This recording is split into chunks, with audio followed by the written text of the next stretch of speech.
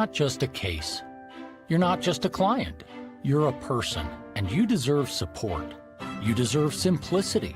You deserve communication. When you hire an attorney, you deserve clear, risk-free advice that guides you to the best possible outcome in your injury case. And that's exactly what the advocates have been providing for over 30 years. After your accident, you deserve closure. You deserve compassion. You deserve peace of mind. You deserve an advocate. This is The Monty Show, the truth in sports talk streaming. When you want unbiased opinions about your favorite team without the spin, all you have to do is find The Monty Show, streaming live and available 24 hours a day, 7 days a week on YouTube. And now, here's Monty. Hey, The Monty Show live on Tuesday, March 24th, 2026, presented by The Advocates at theadvocates.com. Call The Advocates first. You get into a car accident, you get rear-ended by a car, you get hit by a semi-truck. Maybe with all this beautiful heat and sunshine we've been having, maybe you got hit while you were riding your bike. Call The Advocates first, because your insurance company is not going to try and help you. They're going to try and keep as much money in their pocket and as little in yours as possible. That's why you need The Advocates. They're going to set you straight. You can count on The Advocates to get you clear, risk-free advice when you need it most, right? Because when you've been in an accident, it really is one of the worst times of your life. Go to The Advocates. They're going to tell you the truth. Hey, do you have a case? Do you need a lawyer? Let's rock and roll. Because the advocates don't get paid unless and until they win your case. That's the bottom line. So you never reach into your pocket.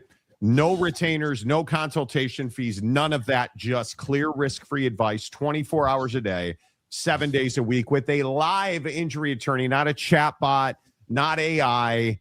No, a live injury attorney at theadvocates.com. Make sure you tell them you heard about it on the Monty Show. Hello.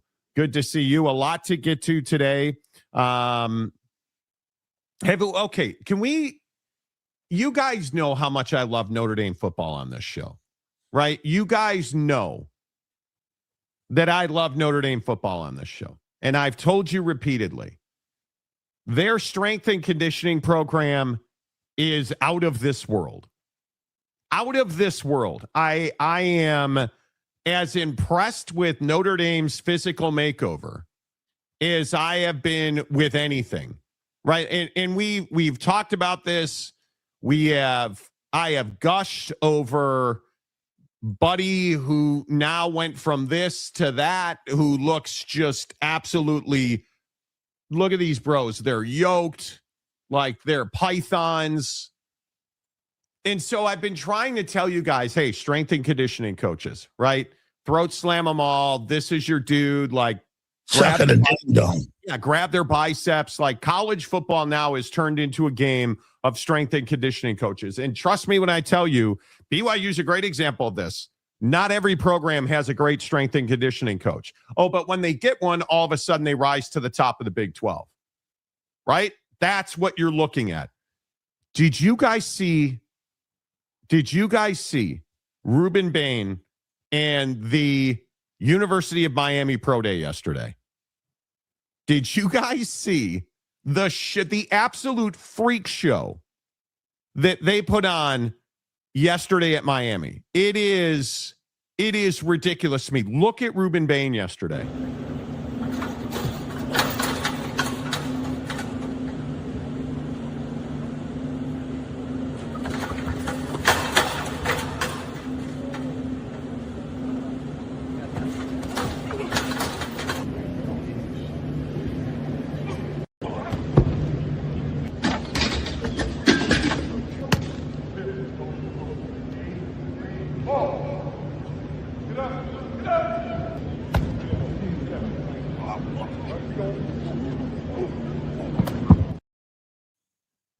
Dude, he looks unbelievable. Look how much smaller he is.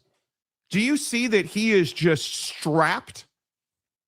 And not do I mean that he is physically smaller. He's no longer fat. He's no longer a defensive lineman. This dude, he of short arms. Because I love that insult to Ruben Bane.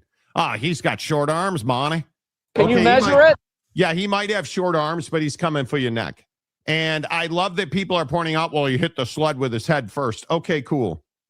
I can fix that technique.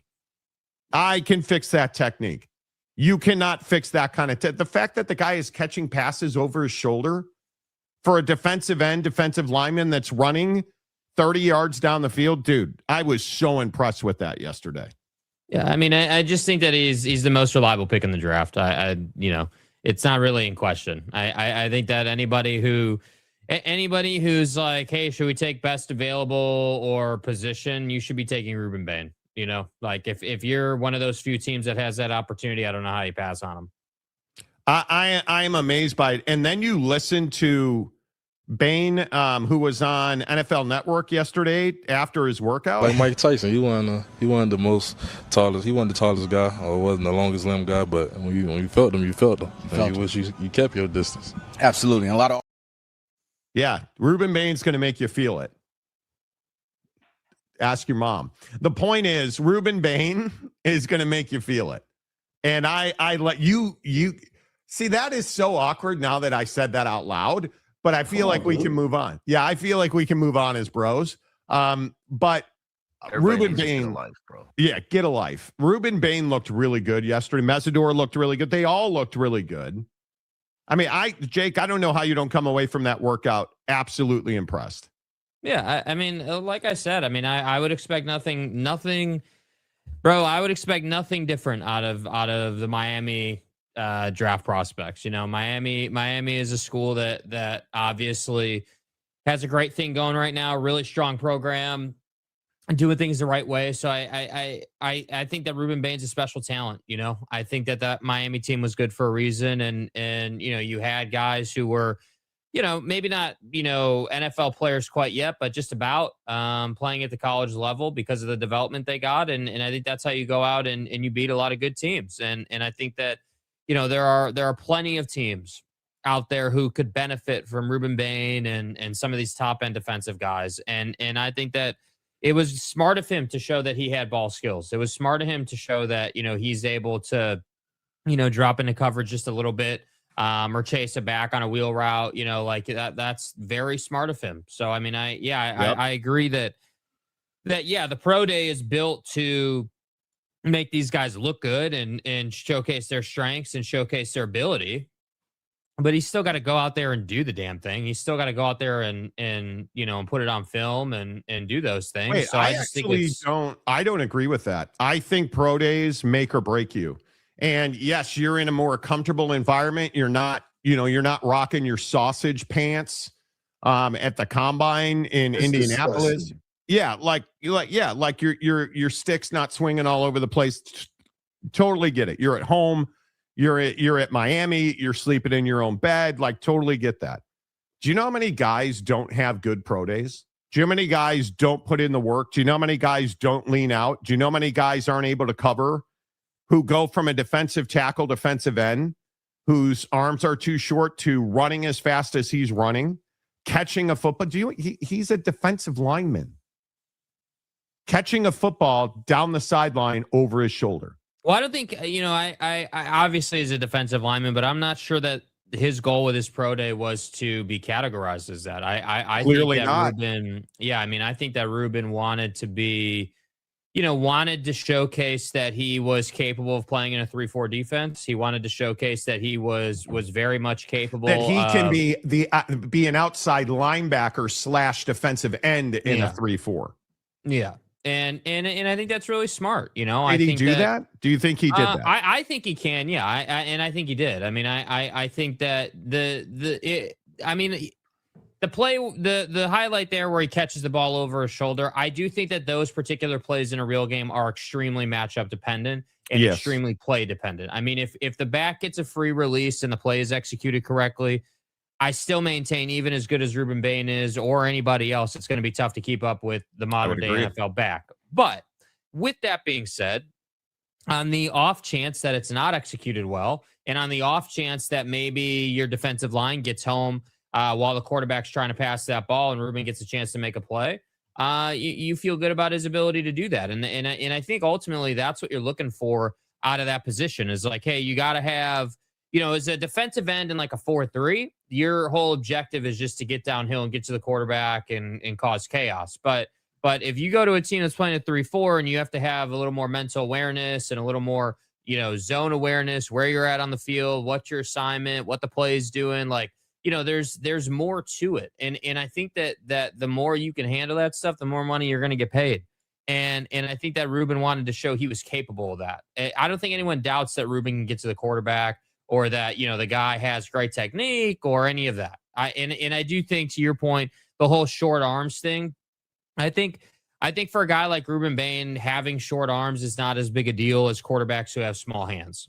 Like quarterbacks who have small hands historically don't do great in the NFL. Sure, there are some outliers, but generally speaking, you're not looking to draft a guy to represent your organization who has tiny hands. You're looking for a guy who has really good measurables. But for Ruben Bane, because he's so damn athletic and because he's so explosive, I'm not sold on the whole, hey, short arms thing is going to hold him back.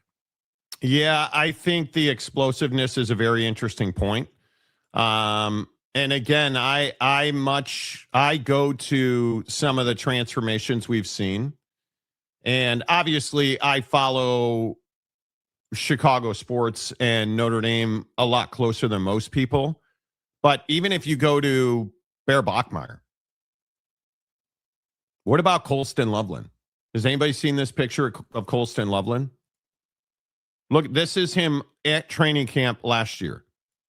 Colston Loveland, tight end for the Chicago Bears. He cheated his way to a championship at Michigan, right? Here's a picture released yesterday of Colston Loveland. Are you kidding me? It's March 24th. The season ended in January. Just look at how much bigger he is. And at some point, we have to stop saying, oh, well, Monty, he must be on the peptides, brah. He's got that estrogen leveled out. Okay, no, well, I think what it is bro is a professional athlete, and his only purpose in life is to be yoked. And he's got all the resources in the world to tell him how to do that. And he's got people that'll push him during the workout. Like, I don't think that people quite understand the resources that these guys have access to get in shape, which is why it's always a crying shame when dudes don't get in shape. Like when dudes don't do what they need to do. I mean, you've literally got it's an your entire whole team life. of people dedicated to make sure that you're in shape. And it's just incredible that some guys never realize that.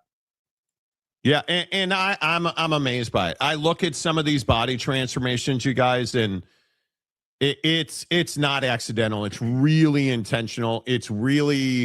I'm thrilled as a Notre Dame and a Bears fan. Listen, this might be our last year being Bears fans on this show. I still don't think they're moving, but I'm telling you that pay that man his money. I'm telling you that the Bears look like they're out for the neck, right? Like Colston Loveland, he said the reason that you've seen such change is because of how many injuries he had last year. He wasn't ready for how physical the NFL was. Which is a shock to his system because he was a dominant physical player in college. I'm going to guess that he's ready. And I don't actually think this is true. They're not set up. They're not set up so that you will fail. Pro days are set up so that the people doing the work look like they've done the work. And you will see once in a while a guy like Ruben Bane Mesidor yesterday actually looked even probably a little more explosive. Mm-hmm. But I'm telling you, once in a while you'll get the Mesidor Bane Notre Dame spring practice. Like you look at Jeremiah Love. Jeremiah Love, that's a dude that puts in the work. Look how good he looked. Where you get really exposed is when you are significantly better than everybody else or you didn't put in the work. And I think we see dude who doesn't put in the work on the regular, right? I seen a coach say short arms are not a death sentence for a defensive end or defensive tackle. He says, watch and see how many OTs and OGs actually get in battles with D-line and have their arms fully extended. It's not a lot.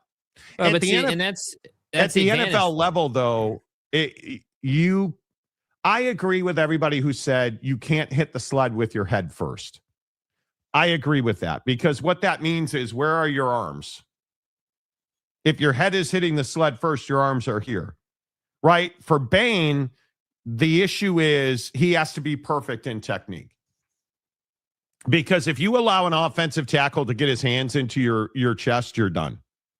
Yeah, I also think, though, that you know, and I'm not even a Miami fan, so, you know, take it for what it's worth. But if we're going to sit here and say that the pro day is set up perfectly for him to succeed, he's never going to be in that type of situation with an offensive lineman. He won't play straight on 9 times out of 10. He's going to be on the edge. He's going to be on the outside. He is going to, dude, the amount of times that guy is going to stunt during a football game is going to be ridiculous. I mean, the amount of times that you would line him up on the edge and then bring him back through the middle, or his athleticism is what will separate him. And I think that people get so fixated on, oh, well, he's got short arms and look at his bad technique. And dude, you're hating on a guy that is probably twice as fast as most offensive linemen. I mean, I mean, think of any of the dominant edge rusher 3-4 athletic defensive ends that have dominated in the league, dude. I mean, any of those guys that have the spin move, have the head slap, have the hand fighting technique. I mean, this guy is, dude, I'm telling you, this guy, the arms thing is not going to be a problem for him because he's athletic. If he wasn't athletic, if he wasn't fast, if he wasn't able to outpace people, then it'd be like, yeah, you know what? Like, sure, you can drop all these Mike Tyson references, but if you're not fast enough with those short ass arms, you're not getting around people, dude. You're not. But his strength, while also being fast, is what will separate him. Yeah, and I think you look at, like, this comment's very interesting because basketball strength and conditioning, I think, is a huge part of this conversation. You look at BYU, for instance. BYU does not do position-specific strength and conditioning training in basketball. They now do it in football. It used to be at BYU that when you were in football, you lifted weights, receivers and linemen, everybody lifted weights the same. They've changed that. Now they do position-specific, skill-required specific strength and conditioning, and look at the performance go up. You look at track and field. If you're throwing a javelin, if you're throwing a shot, you need different strength and conditioning than a guy that's running the 100 meters. Or a guy that's running the 10,000 meters. Like those, you got to train that differently.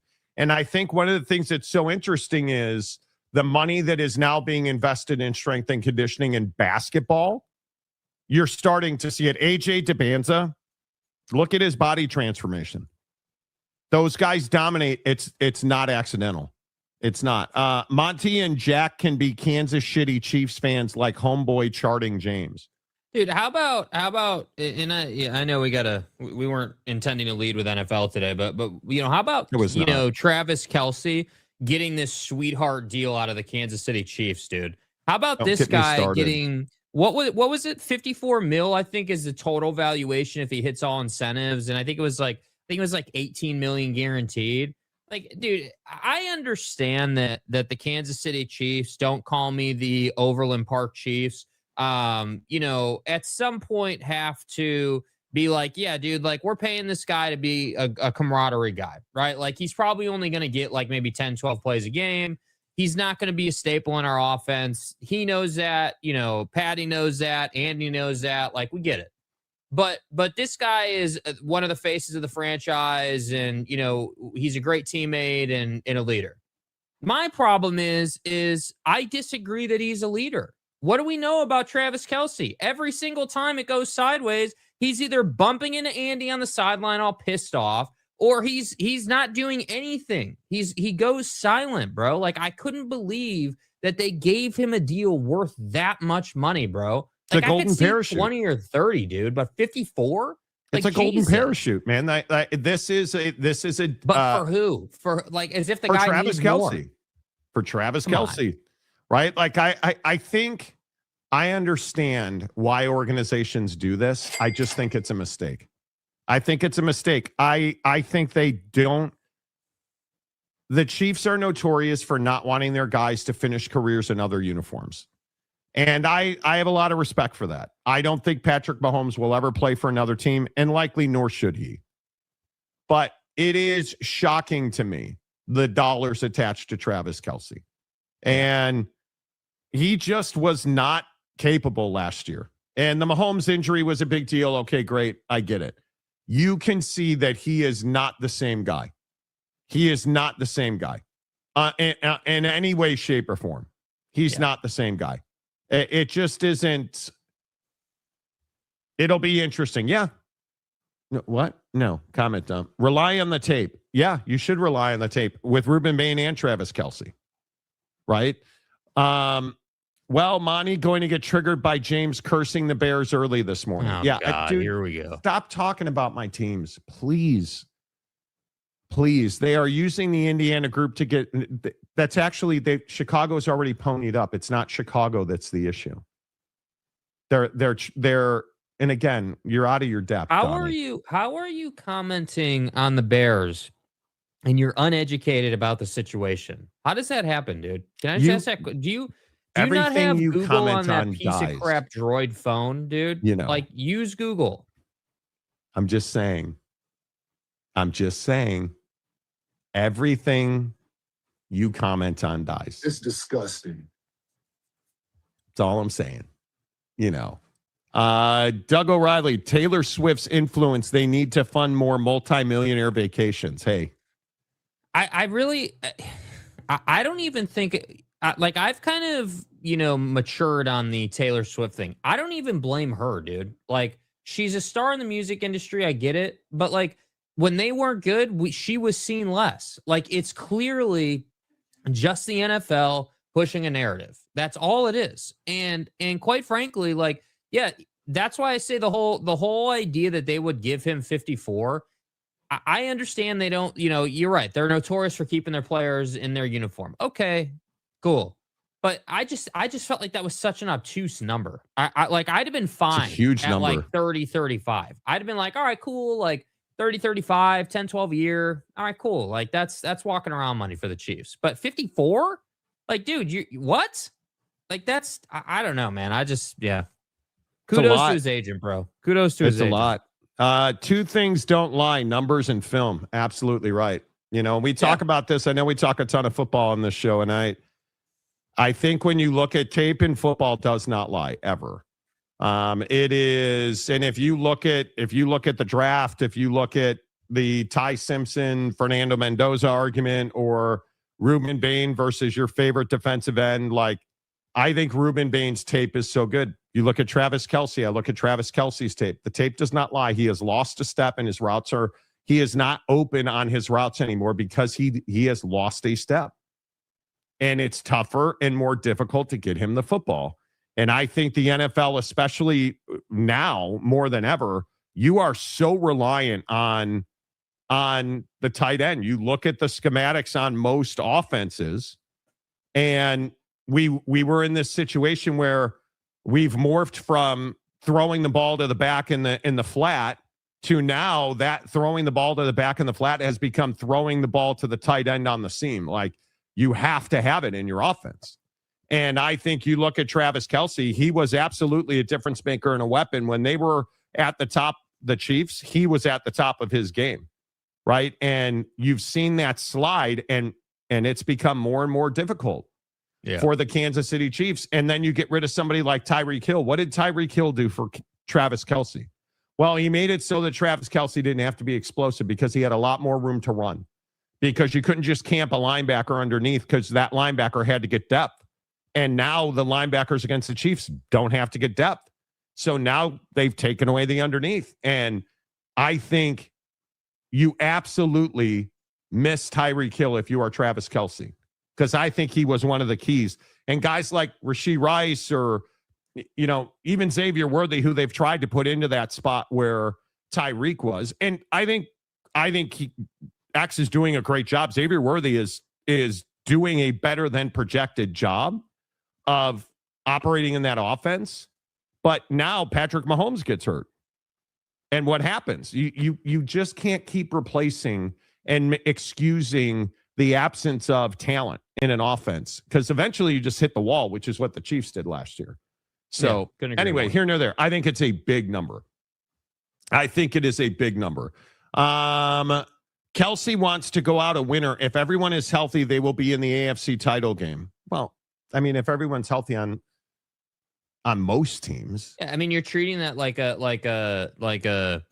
Well, yeah. I mean, if gas comes down to $3, they'll make like, dude. Do you know how hard it is to stay healthy? Do you know how challenging that is, especially as a guy who what is he, 38 now, I think, or 37? I don't know. I'd have to look at his age. I could be wrong, but he obviously in his 30s. You know, I look. I just think that it's not even. They're not paying him for his performance.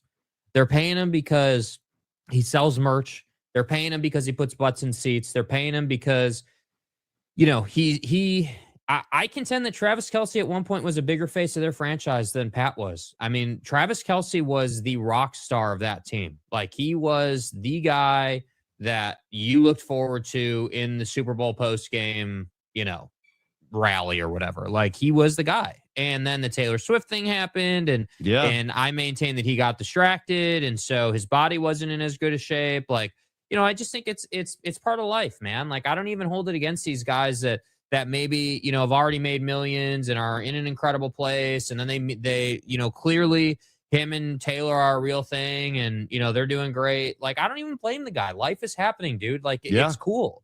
But, like, let's not, you can't have it then both ways, right? It's okay to say, like, hey, yeah, I met Taylor and life is happening and I put a lot of effort into that. Well, that means maybe I'm not in the gym quite as much, or maybe my offseason hasn't been quite as intense. You know, like, it's a different thing. So to me, I just saw this and I was like, man, this is just such a simple thing. Like, bring this guy back to the team, celebrate him, and tell Andy Reid, hey, mitigate the damage, right? Mitigate the reps, mitigate his exposure. But also maybe don't have him jetting around the world following Taylor Swift concerts.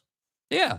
Right? I mean, at some point, yeah. I mean, listen, it is what it is. He's either going to produce or it's going to be a waste of money. My guess is he'll produce because he's a prideful guy. And again, part of it is they need to learn how to use him in a different way as well. But like, what was Bailey saying? The tape doesn't lie. Last year, the tape was not good for Travis Kelce.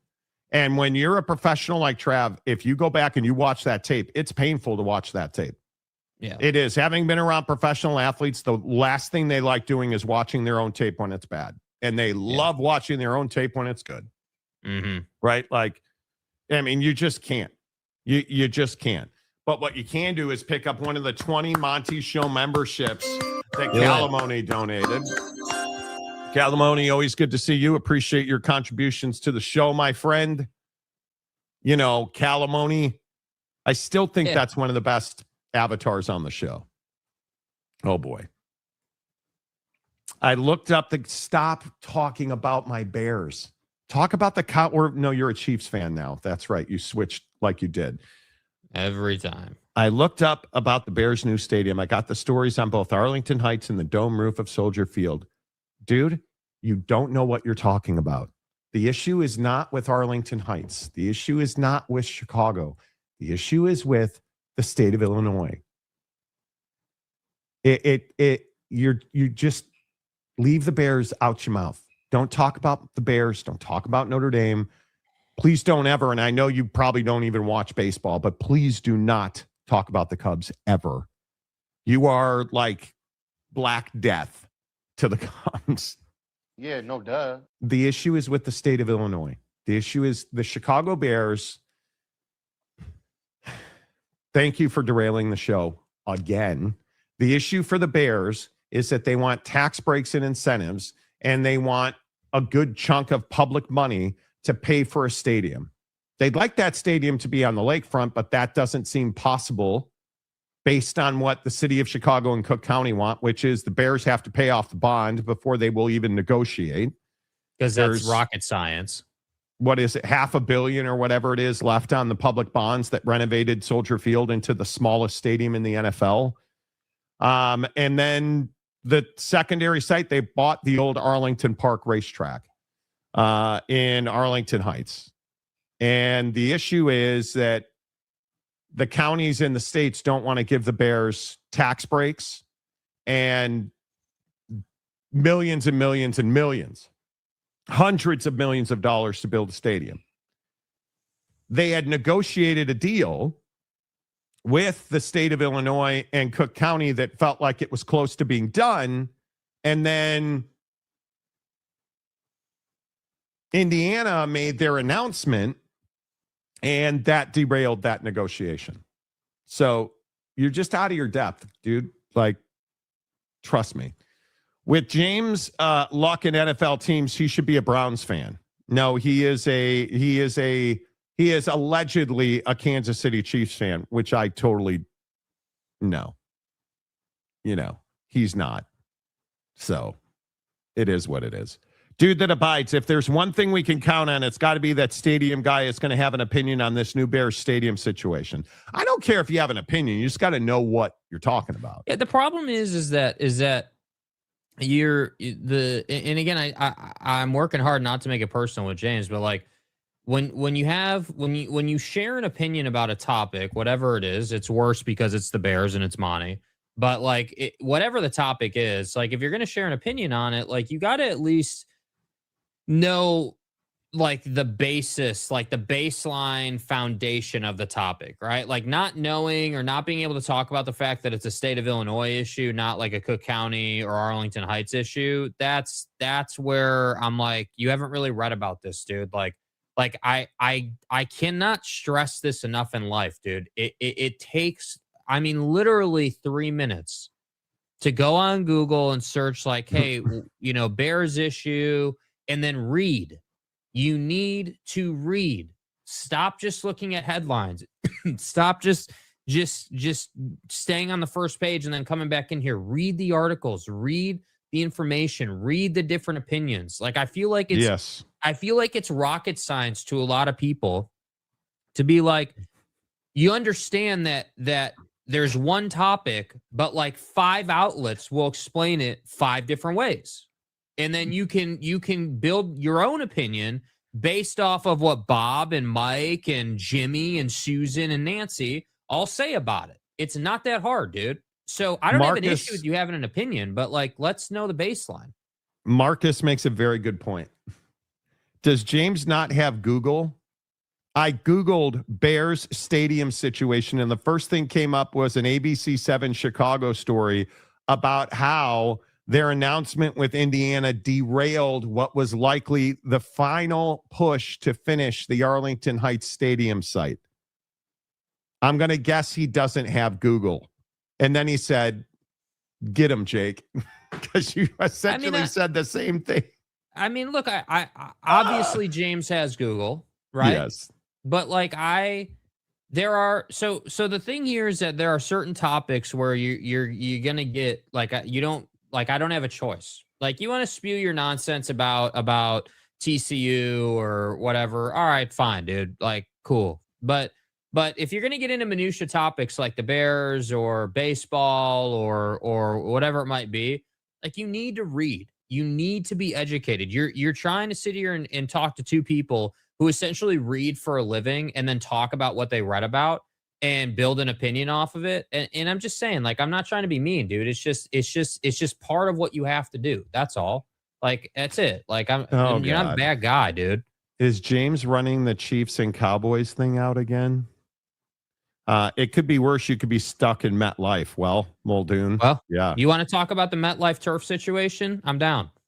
Who are you, Moses Moody? Dookie, did you guys see Golden State Warrior guard Moses Moody last night? That is one of the nastiest injuries I have seen in some time. And I'm gonna guess it's his PCL at patella tendon. Just don't. No, Chewy. The Cowboys are my favorite NFC team. The Chiefs are you can't have. But see, again, it doesn't work that way, dude. It doesn't work that way, bro. We don't do Like, what do you see that you're the only one? Do you see that you're the only one that feels this way? You can't have 2 favorite teams in the Big 12. You claim to be a TCU and an NL team? You claim to be a TCU and an Oak State fan. You're not. I mean, like, just stop, bro. Just stop. James likes the Dallas Cowboys, and the Kansas City used to be Dallas Texans, right? Chewy, come on. Yeah, this would be like Chewy being an Angels and a Dodgers fan. It doesn't work that way. What if both the Cowboys and the Chiefs play against each other? You just hope somebody wins, right? Well, what do you mean you hope somebody that's the thing with James, though. That's precisely the point, dude. Somebody will win. That's and why then he he'll does be a this. fan of the team who won. Yeah, that's why he does this. 100%. I didn't know what was happening. That's why I was asking. Come on, bro. There are multiple stories all claiming that their site is where the Bears. Okay. Well, okay. To be fair, James was asking you two about it. Well, it didn't seem that way to me, bro. Like it didn't seem that way to me. Just worry about the Kansas City Chiefs, your favorite team. You know, their stadium site. You know, I appreciate the comments and just don't root if you're new to the show, and I know we have a lot of new viewers on the show, anytime that Oak State James, who's a TCU fan now, and he's going to tell you how great God is, and he's got a demon, and I don't mean like a satanic demon. It's a demon. It's a God's name, image, and likeness. It's a different thing, right? Anyway, the point is, anytime he says, hey, this team's going to win, he pronounced TCU was going to win the men's basketball tournament. They lost. Stay hard.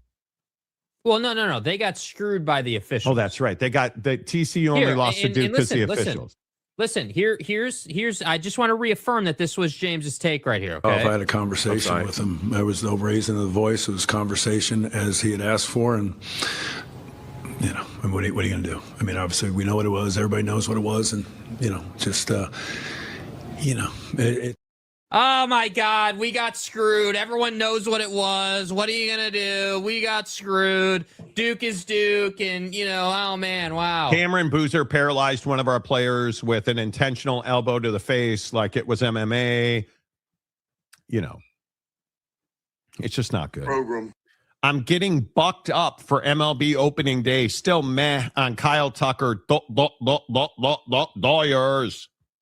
Should have got Belly instead. No, Belly didn't want to go back to LA. I think he felt disrespected. I think you will like Kyle Tucker, dude. I think he will have a better season. He understands. He'll teach you how to do stretches in right field. Yes, he will stretch his groin in right field like constantly. Yeah, you know, is what it is. The Frog Father. Well, welcome to the show. Pick a side, James, Frog or a Cowboys. Dude, that profile picture is incredible. It's goated. Yeah. See, because he's a real TCU fan. Okay, Frog Father, what did you think of the TCU and Duke thing? To test you, since you've never been here before. What did you think of it? Did you think he got screwed, or did you think it was legit? If Harlan was TCU's AD, oh boy. Oh, dear. I love AT&T Stadium. It's the best stadium in the NFL. And it's completely renovated now. So, you know. Bobby Bagels. Hey, oh, dude, I'm sorry about Iowa yesterday. Very Oak State James of you. Or I'm sorry, very Pastor James White of you to pronounce their awesomeness, and then they lost. You know. The Frog Father reminds me of Boss Frog. Oh, I miss Boss Frog. Oh, so you do listen to the show? What? Oh, no, that was Mike. Sorry. I thought you were saying Frog Father said that. The Frog Father, the TCU got curb stomped in the second half. Wow, curb stomped. I like this guy. Bro, okay. Bro, why don't you pick up one of those free memberships, dude? This is some good energy right here. I like the vibes. That's my right dude. Here. Yeah, that was a good comment, bro. Nice. All right, now that we've wasted 41 minutes on TCU, Kansas City Chiefs faithful James, let's get rolling on the Big 12. Okay. This is going to be a very interesting conversation because I'm curious where you guys fall on this. Is the Big 12 going broke? I think it's definitely possible. When I look at the situation with again, the universities in this league who just refuse to spend money. Oklahoma State, TCU, Baylor, absolutely Baylor. I think right now Kansas is in conservative mode in football because of the stadium. I certainly think Iowa State's got a money problem. You got players taking pay cuts to come back, and then Matt Campbell bails on you. Like, you look at the money situation in the Big 12, and it is a little concerning because you have the Cody Campbells and the Ryan Smiths at Tech and BYU lavishing their NIL budgets. You have guys like,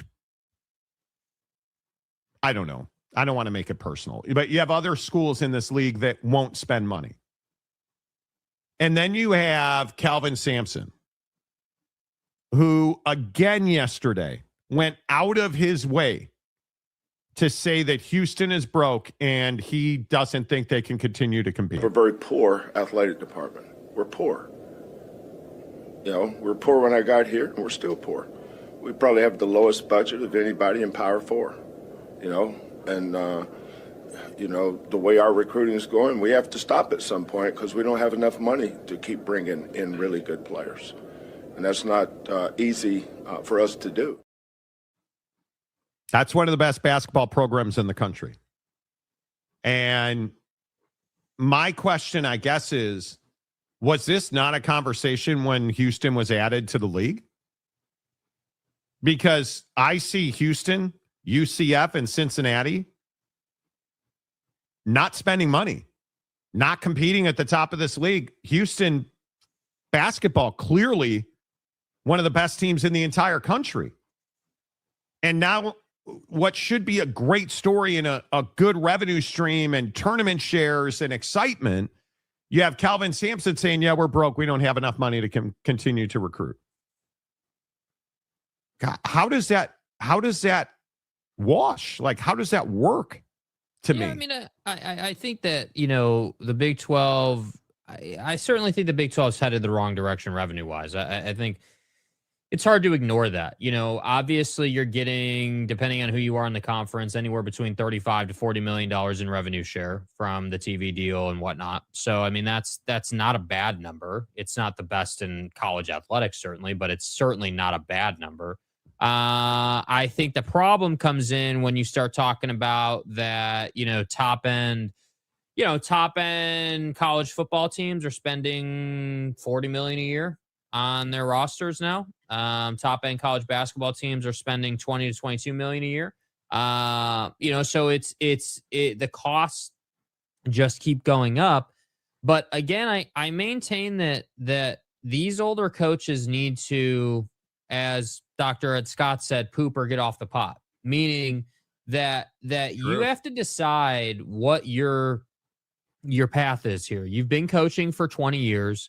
You obviously don't like the direction the game has gone off the court, right? I mean, it hasn't changed a whole lot on the court, in my opinion. I think that, yeah, you're shooting more threes and it's quicker, but generally speaking, you know, the team that's more disciplined is still going to win the ball game, which I think is a huge deal. But I think that, you know, like for Kelvin, you knew what it was when you went to Houston, right? Like, let's not just skip the fact that bro chose to go to Houston. And I think that at some point you have to say, like, maybe you need to start doing more too. Like, it's a collective effort to help your boosters, to help your athletic department, to help everybody generate revenue. And I understand you're winning. You're one of the best teams in the country. Like, you're as a coach, everything's good, but there's more to it now than just being the coach. And that's what I think guys like Kelvin don't want to embrace, man. It's the problem that plagues college football is that when you're a head coach, you're more than just the head coach, man. You're the face of the franchise. You are, like, it's why Kenny's doing so well. Kenny asked for money from the community to build a new practice facility that also included a tailgating situation for the fan base. And what did he get? Not a month later, he got, what was it, 40 million, I think it was, maybe more than that, to go ahead and build a facility and take care of the fans. And that's because he understands that dynamic and relationship. So I think that, yeah, the Big 12 is riddled with teams who don't do enough to generate revenue. There's no question about that, man. We talk about that all the time. You guys know our take on that. It's clear. But what I think the Big 12 also doesn't understand is that some of these established head coaches like Kelvin Sampson, they either have to decide that they're going to get with it and they're going to help their squad generate more revenue, or they need to retire. you need to move on, because sitting there at a press conference saying that you're poor and you're broke and everything's terrible, that's not good for anybody, dude. And it's certainly not a good look for you as a head coach. Like, you should be talking about, yeah, like maybe we don't have the same resources as Duke or UNC, Right. but I'm a hell of a head coach. I believe in my abilities, and we're one of the best teams in the country. You want to put our guys up against anybody? I'll take our guys. I think that we're that good. Like, that should be the energy, not like, hey, we're broke, we're poor, we're struggling, We're everything broke. sucks. Like, I mean, come on, dude. Like, I like Kelvin a lot. I respect the guy. But at some point, this got to get cleared up. I don't know how you contend or compete. I really don't. And when you look at NIL and you look at the money that's being spent, they're at the bottom. I mean, it is you're looking at, and I think the other thing that's very difficult is when I look at the Big 12, the conference is making good money and distributing good money. It breaks, or it fundamentally falls apart because the individual institutions are not doing their part. This is what I have said about Oklahoma State for 5 years now. Oklahoma State is an absolute plague on the Big 12. It is that university that does nothing well. They don't win. They don't spend.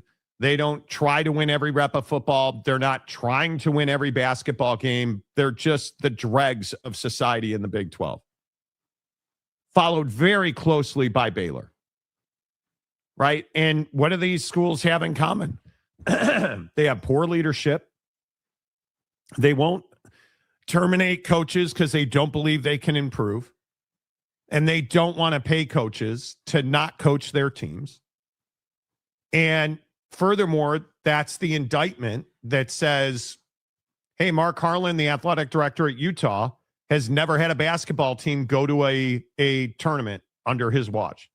A men's basketball team has never been to the NCAA tournament with Mark Harlan as the athletic director. Because you hire bad people. You lose money. You spend money poorly, and then you dump bad money on top of bad money. Call me Oklahoma State. Call me Baylor.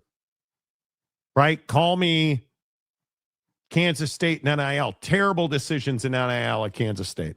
But look at these squads you're talking about for the Big 12. Like, you just sat here and said Utah, Kansas State, Baylor, like these are, and I know Utah is obviously a newcomer to the league in that sense, but just where the league's at now, like, Utah has to be good for this league to thrive. Like, Iowa State in both football and basketball, again, having a hell of a year in basketball, obviously, but like Iowa State, when they're good, this league's better, man. Like, Iowa State, Utah, Kansas State, Kansas, Baylor.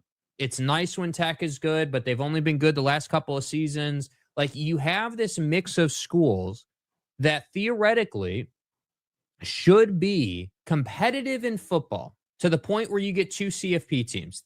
That's my opinion about Big 12 football. I'm not asking you to have 5 CFP teams or like do some ridiculous thing, dude. All I'm asking you for is for like BYU as an example. BYU needs to beat Texas Tech this year. We're on the same page about that, right? Like, that needs to happen. And it really should be Tech and BYU in the CFP this year. It's just that simple. Like, that's just what it should be. But if it's not that, and all we have is Texas Tech again getting bounced in the second round by a better Big Ten team or a better SEC team, what then is the conversation? Because you're not, as a basketball conference, what you should be either. Like, I appreciate Iowa State. I appreciate, what Bill Self grinded through this season at Kansas. But Kansas is not where they should be. Nope. And what's difficult about it is that we're sitting here year after year, show after show, day after day, like just season after season, jumping on the show, having to talk about hey, dude, the SEC is distributing 70 million. Hey, bro, like the Big Ten's distributing 60, 70 million. And the Big 12's over here struggling to get one team into the CFP. And we're supposed to be like, yeah, no, they're not losing money, dude. They're fine. I mean, what's the big deal? What's the problem? I mean, this effing guy over here is not a problem. Yes, it is, dude. It's a problem, man. Yeah. It's an issue. Huge. Yeah, it is. And it's just, you miss the old Big East. You know, it's just, in my opinion. Look at West Virginia is a great point, right? Like, at least West Virginia is trying. And I'm being respectful about it. Like, I don't think anybody expects West Virginia to go out and win the league. No one's saying that. But what they are saying is that, hey, bro, go out and be an 8-win team. An 8-win West Virginia team means that the conference is in a better place, man. Like, that's a good season out of West Virginia. Yes. Like, that's what we need to be seeing. But it's just tough right now. And my biggest question for the Big 12 is, at what point do you start saying, like, yeah, dude, like, you know, we have to embrace the fact that we have to make more money. Like, how desperate do you have to get? Like, how bad does it need to be before schools like Baylor and the rest of these also-rans are like, yeah, you know what? Like, man, we're really struggling. Like, maybe we should have like a revenue generating department that just focuses on that. Like, why you can't, in my opinion, do a private equity deal in this conference. But because why would they? Because I mean, apparently, and as I've reported on this show exclusively, the Brett Yormark and his constituents are completely split on bringing in a private equity deal. Mm-hmm. And it's the dregs of this league. It is the Oak States, the Baylors, who want a private equity deal. They want a private equity deal because it's the easy button. They won't spend it on winning games. Are you kidding me? Oklahoma State doesn't want to win games. Oklahoma State's not focused on being anything other than a university that makes itself money. They are not focused on winning games. And it's the issue for the Big 12 is that Oak State should be foundational to this league. And instead, it's an anvil around its neck. And the water's about 7,000 feet deep. And Oak State's just happy to sink. It's embarrassing that you have Big 12 fans trying to make an argument that the Big 12 is somehow competitive in football. It's not. It's not. And you are watching the life get sucked out of this conference in basketball because you're allowing Baylor to toil because Baylor won't spend money. You're just watching it happen. And yet 2 years in a row, BYU, who spends money, has an NIL machine and has in my opinion, the best basketball facility, the best uniform deal, the best shoe deal, all of it. They're winning more games now. They disappointed. People are upset with how BYU's season went and finished. Nobody's upset in Waco. Nobody's upset in Stillwater. Nobody gives a rat's ass. I mean, what did Waco say? What did Baylor say? Oh, we kept Dave because we wanted to recoup that money. We wanted to, you know, the classic, hey, we're not going to buy him out because we're going to reinvest that money, only to not reinvest the money. And that's why I just say, like, I you know, I get to the end of my leash with feeling sorry for people, man. Like you know, we sit here and we grind every day and we do our thing and, you know, we cover the Big 12 and we do the show. And it's like, dude, like, at what point are we going to wake up one day and do the show? And it's like, yeah, the Big 12 actually is trying because Brett's trying. The league office is trying, right? Like they're trying to do things. But it doesn't matter what the league office is doing if none of the presidents and the ADs are really behind it and really getting after it. And I even contend that even the success with BYU and Tech is volatile. I mean, again, if Bear Bachmeier, you know, and again, he looks great, everything looks awesome, like, but if something goes sideways at BYU and, you know, the injury bug catches this team, for example, and they're like a 8-win team instead of a 11-win team, you know, which would be unfortunate. Like, that's just another team that there's no chance that they're getting into the CFP. If anything goes sideways, right? Like anything, you lose one game you shouldn't, you're not in.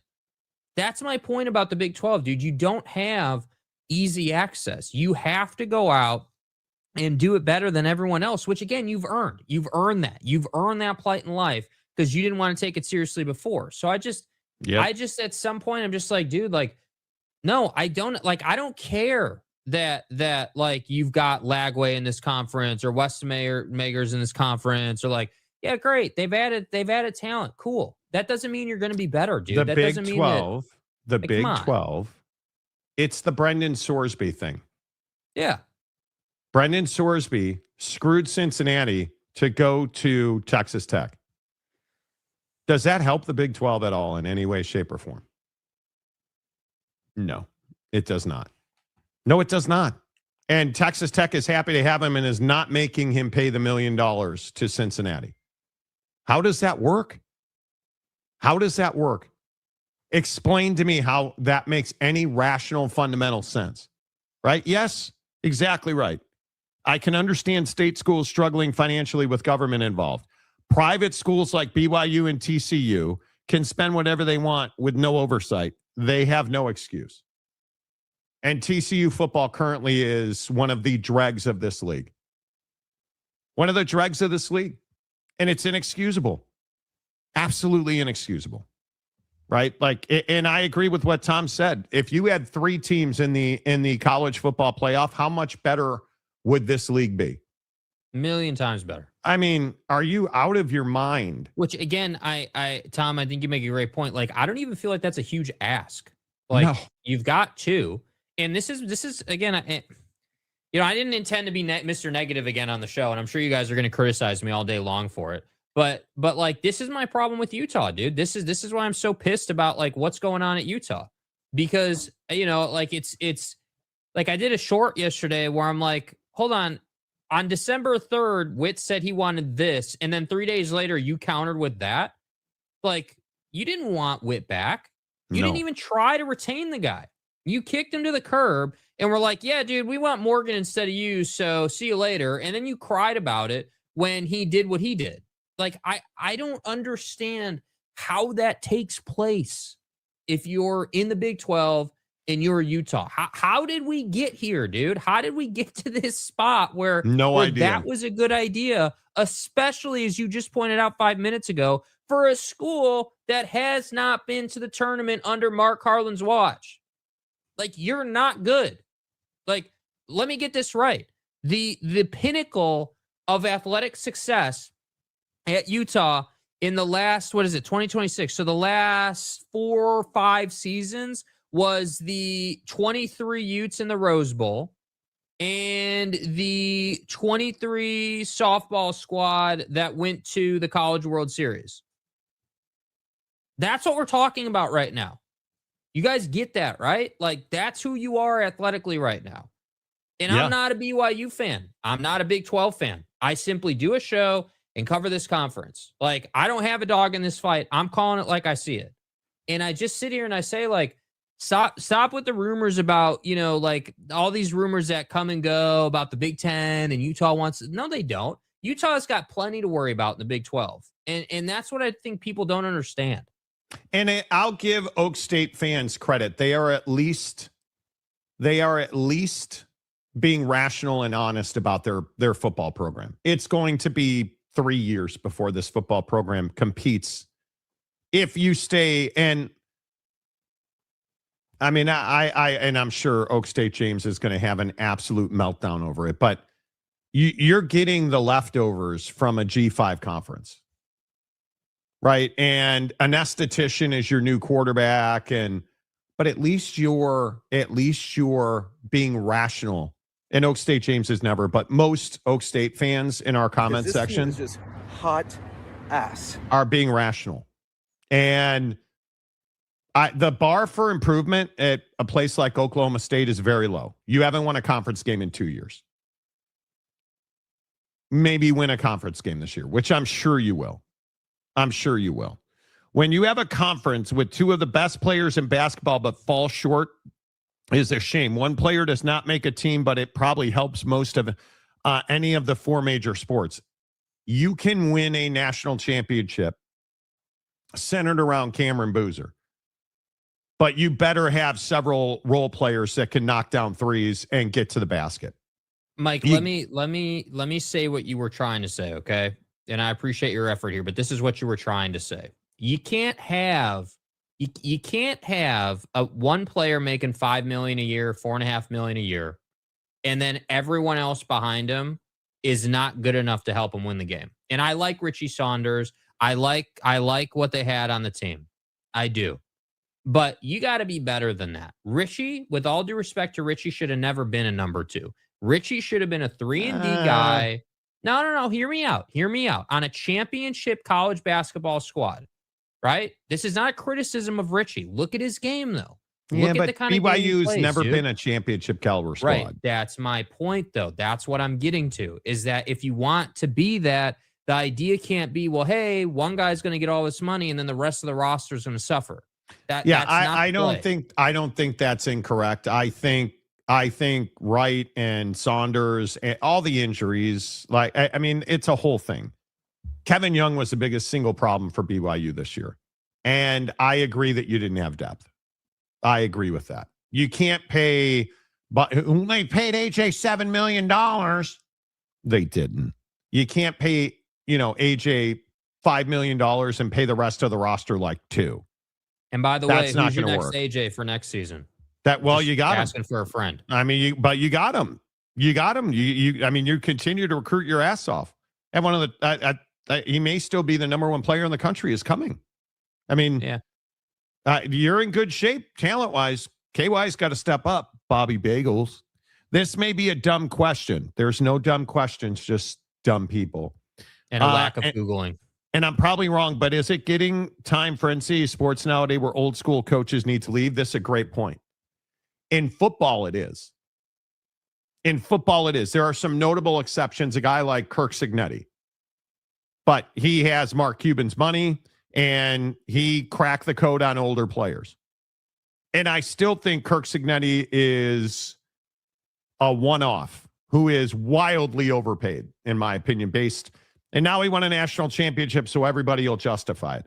He's a one-off and a cautionary tale, because for you to justify his money and the money you've spent in NIL, he has to win multiple championships. Maybe they do again this year, right? Maybe the Big Ten gets to 3 straight championships. Who knows? Screw you, Michigan. My point is, it's very rare in college football that an old school, that a Nick Saban or those guys don't want to have to deal with this in football. Basketball is a very different game. It is not a young man's game. You look at the final, the Sweet 16 coaches, look at Rick Pitino. That's not a young guy. When he was younger, he was pounding box in Italian restaurants. Now he's focused on winning breadstick buttered basketball games. And he's doing a great job. He's got a lot of talent with the Johnnies. They're tenacious. They play great defense. And he's got good donor base. Right? And you look at somebody like a Mark Few. The issue isn't money at Gonzaga. Plenty of money. The issue is Mark Few's probably not a championship caliber coach. And this is a tough one to swallow, dude. It really is. That is a ball breaker. Look at Gonzaga basketball. Right? Look Rick Barnes, Tom Izzo, Rick Pitino, Kelvin Sampson's not young. It's not that you need to be young in college basketball. It's that you need to be young, I think, to succeed in college football. Yeah. You don't see 70-year-old coaches succeeding in college football very often. But here, no, there. You look at Mark Few. What is the expectation going into the Pac-12? And this is why Gonzaga didn't join the Big 12. Gonzaga wouldn't have been a tournament team this year if they'd been in the Big 12. Gonzaga. So why did they say no to the Big 12? Because they want a free pass to the tournament every year. I like Gonzaga. But why do they have to leave the WCC? It's not enough money. Yeah. It's not enough money. So you go to the Pac-12, and now what happened in the Pac-12? You have less of not enough money. Right? So you're in the same spot. It is what it is. So you're keeping Mark Few, which you should. You should never fire Mark Few. You're keeping Mark Few. You're not making noticeably more money. Why should we expect a different result? Why? We're not going to. No but Monties.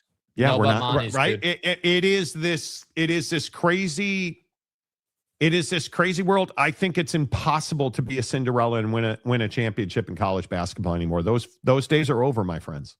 Well, I think As St. much John's as- is your Cinderella this year. But I think that's the whole point. But are they a Cinderella? Yeah, I don't believe think that St. John. I don't believe the Johnnies are a Cinderella. I do not. I do not. And Well, maybe there's a conversation around what a Cinderella is anymore. I mean, which is fair. I mean, I think that to me, a Cinderella is anybody that's not and I know the Johnnies obviously are established. They're a blue blood. I'm not certainly saying that they're that a mid-major. not, The but, Johnnies are a mid-major blue blood. But that's what I was just gonna say. If you're mid-major now, anything they're a 5 below. seed.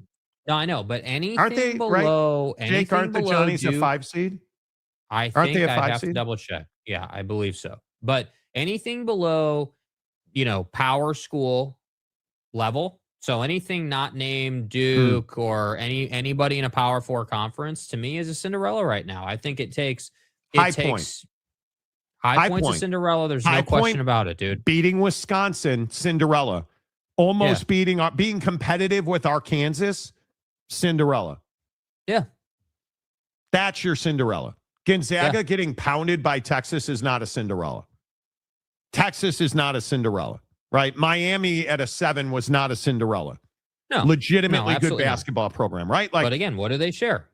Power conference teams. Yep. But I look at the Johnnies and in basketball, how do I put this? A G5 is very different than a mid-major, right? A G5 is a football term. Mid-major is a basketball term. Somebody like the Johnnies, who wind up with Rick Pitino as their head coach, lasagna for everybody, right? Eat that noodle, boy. Here I am.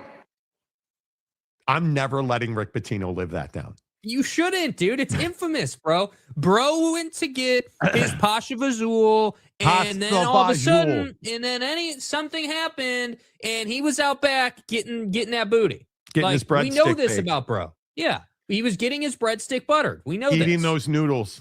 Anyway, the point is, you have a really good coach in Rick Pitino. You have a really good donor base.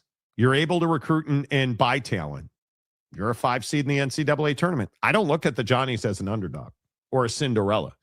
Right now, obviously, I don't care who you are. You're playing Duke on what is that? I think that is Duke. Friday, right? Yeah, Duke Friday. Duke is Duke. Friday, Duke's only 6.5 in that game. As they should be. Johnnies are not an underdog. Johnnies are not a Cinderella. You're within 6.5 of Duke. That's a game, right? Yeah.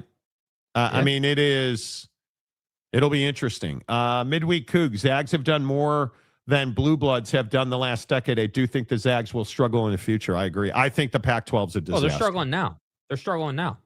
I think the Pac-12's a disaster.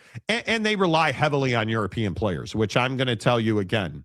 Well, it's why you lost to Texas. Did you guys see the video? We don't have it today, but did you see the video of the great wiretapper Sean Miller at the half with his Texas squad being like, "Hey, yeah, dude, this is very simple, dude. You guys want to play next week? You guys want to play next week? Well, yeah, coach, of course we want to play next week. What else are they going to say? Okay, great. Go out and beat their ass on the glass. Literally, that's all. He's like, dude, go out there and take the ball from them. And what did they do? 7-footer, Mr. I'm going to come from wherever I came from and I lift weights. It just went out there and dominated them. And I lift weights. Like, I mean, it just was like, I'm telling you, like, I like Mike Few a lot. There's a reason he's a good coach, but you got to have, I'm a firm believer, man, whether it's hockey or basketball or otherwise, you got to have that beat your ass guy on your team. And if you don't have that, like, you're going to really struggle come tournament time. Yeah. Yeah. I can't even say it. Vokititis, herpes. From Lithuania. Big boo. Yeah, from the bro from Lithuania, whose name I can never pronounce. Who is that guy? Voikititis. Yeah. Yeah, there's a cream for that. Oh, I got some Voikititis. Big East basketball is kind of in a league of their own. So many blue bloods in basketball. Yes, they are.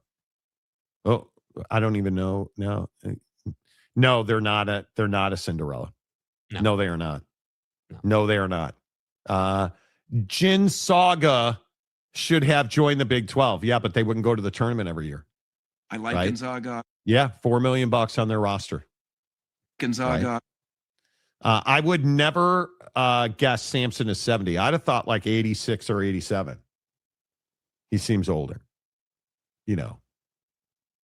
Is what it is.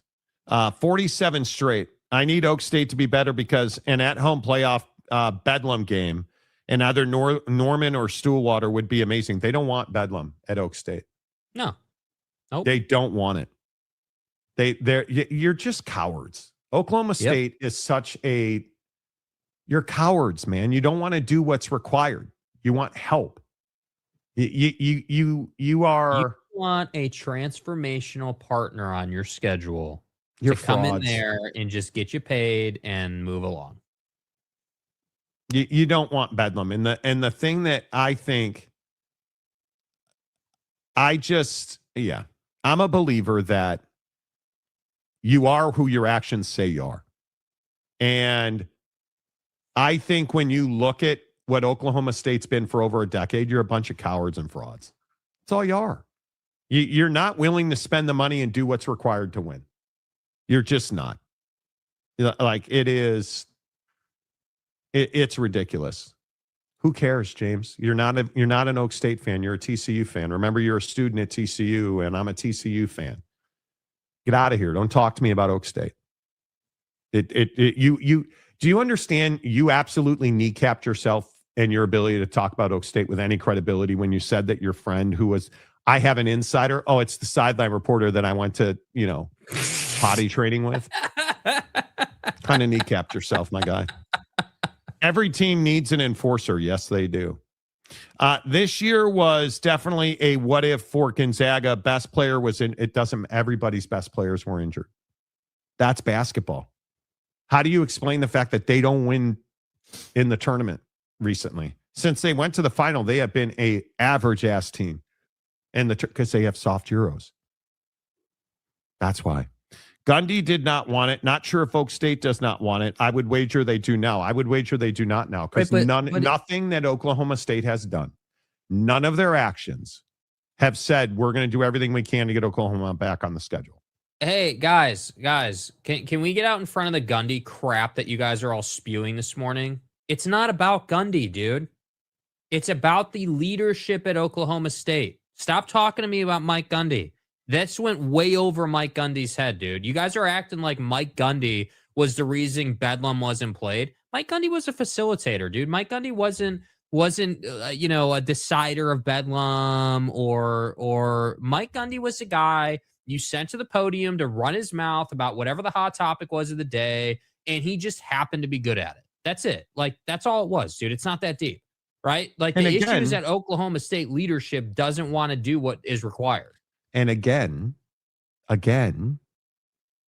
you went to Texas Tech to find your head coach, right? I mean, let's just call what Eric Morris what he is. He did a really good job at North Texas.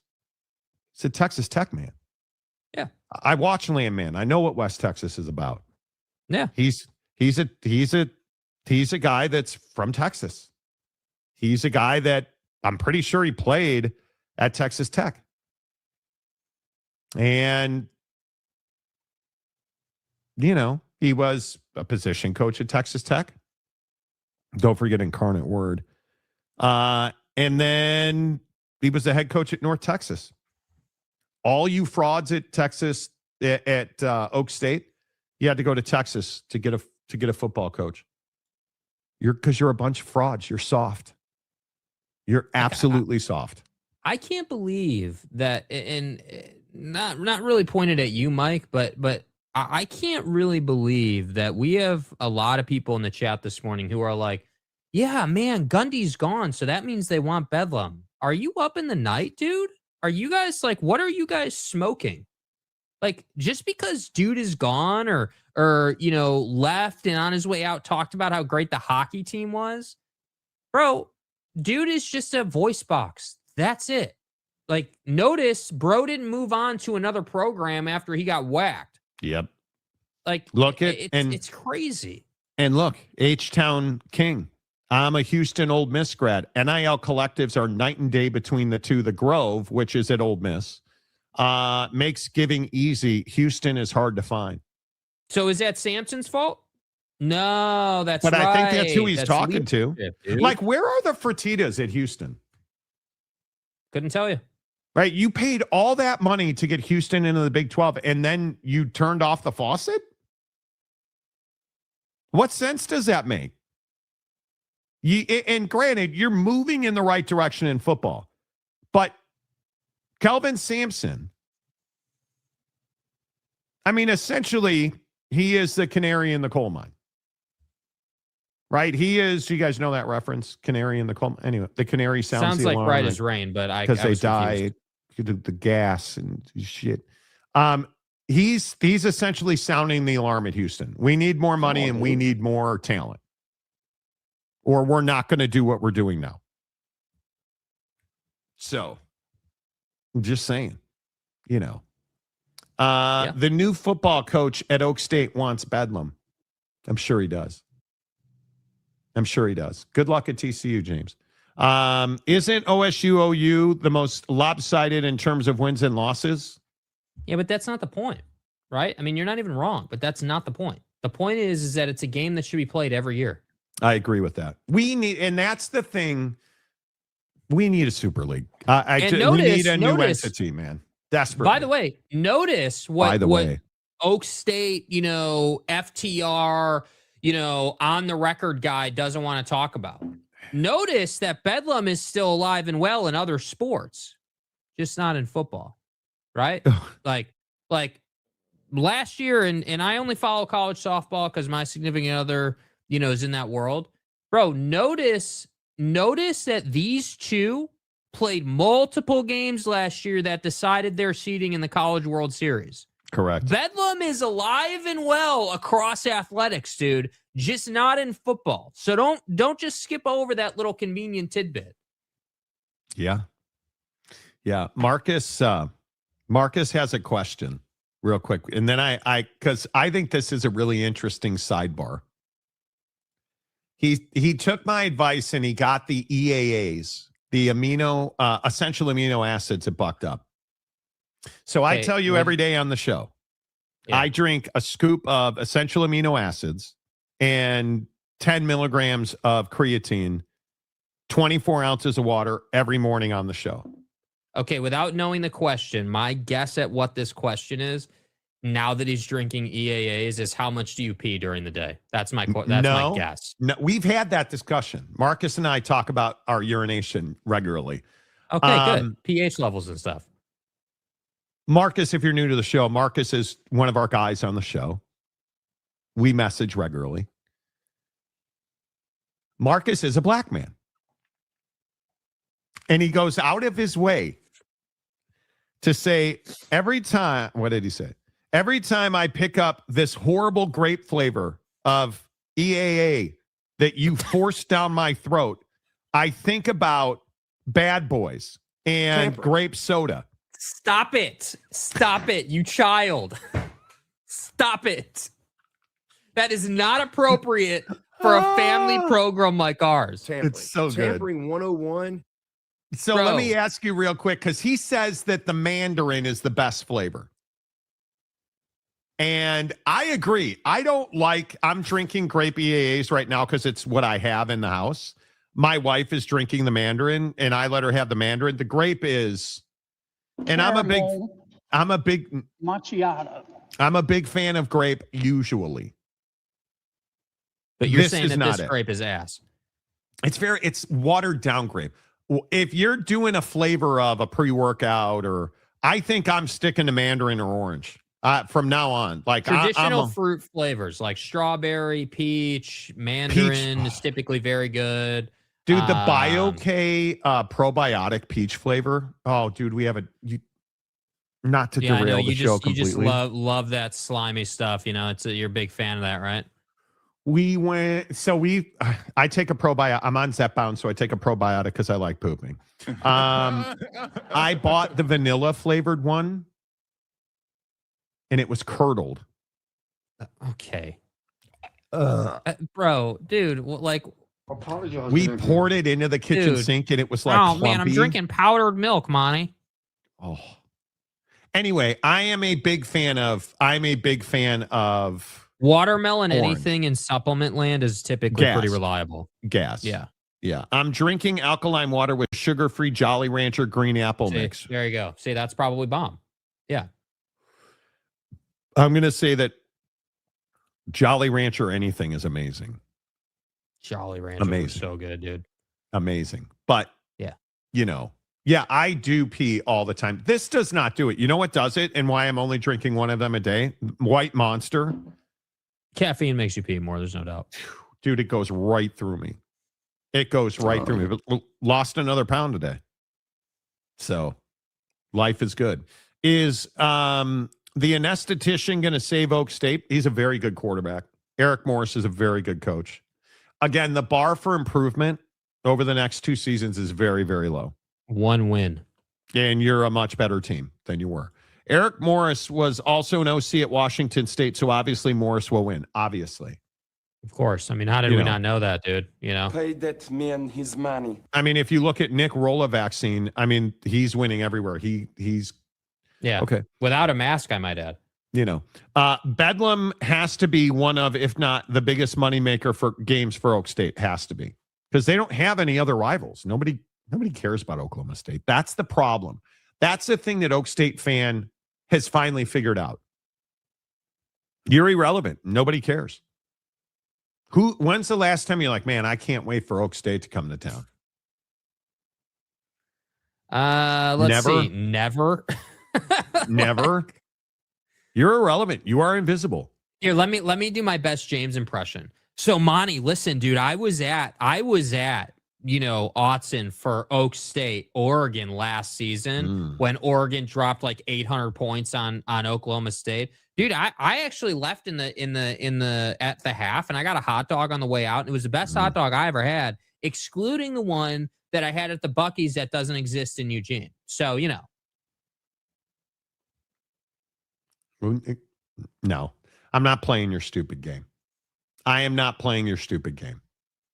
Trust me when I say. Get to buckedup.com. Use the promo code Monty to get 20% off at checkout. Get your essential amino acids. Get your creatine monohydrate.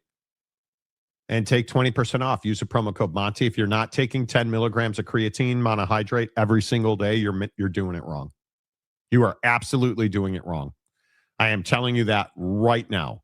You are doing it wrong. North Carolina needs to make a coaching change. And before we hear from Hubert Davis, speaking of the Big 12, there were a couple of deals yesterday that I think are significant. Arizona State hiring Randy Bennett is a massive hire for the Big 12. Randy Bennett going to ASU to replace shitty Bobby Hurley is a huge hire for this conference. I think it is. I can't even describe what it would mean to the Big 12 if Arizona State was competitive in both basketball and football. I don't even know. Do you agree, Jake? If you have the Arizona schools both competing at the top of this conference in both of the revenue generating sports, we're having a different conversation about this conference. Yes, and they are also both very good in baseball and other sports. So while those sports cost them more money. You mean hockey? Well, no, but if you think about it, yeah, hockey, right, exactly. When you think about it, if you're good in football and basketball, that's obviously clutch. That's crucial. You need that. Yes. But you can also make money in other sports. I think people forget this, that it's typically for most schools, they don't. But there are schools that make money. Like Oklahoma's making a lot of money in softball, right? Like you've got other schools that are making a lot of money in hockey. Like you've got Vanderbilt making a lot of money in baseball. Like it's possible. Yep. So the Arizona schools, if they can get going in football and basketball, like it appears they are, that's only going to do good things for them, man. The guy won 72% of his games at St. Mary's, which is ridiculous. And then Cincinnati hired Jared Calhoun from Utah State, which is another massive hire. Massive hire. Massive hire. Mm-hmm. And then you have North Carolina. Have you guys seen this Hubert Davis tape I talked about yesterday? Here's Hubert Davis after getting bounced by VCU. I'm a little bit tired there. I did not. I didn't. Hubert, why did you go to just a 6-man rotation in the second half? Because that was my decision. Coach, what do you think went wrong? What do you mean? Hubert, the free throws again, as you mentioned, a little bit of an issue tonight. Why do you think that was such an issue for your team throughout the season? That's a great question. I mean, we work on them, and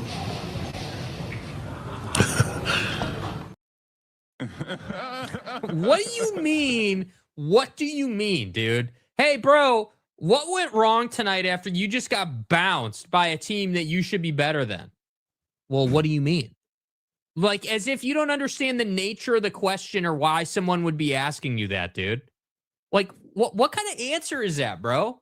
Like, I can't believe that was his answer to, well, hey, man, what went wrong?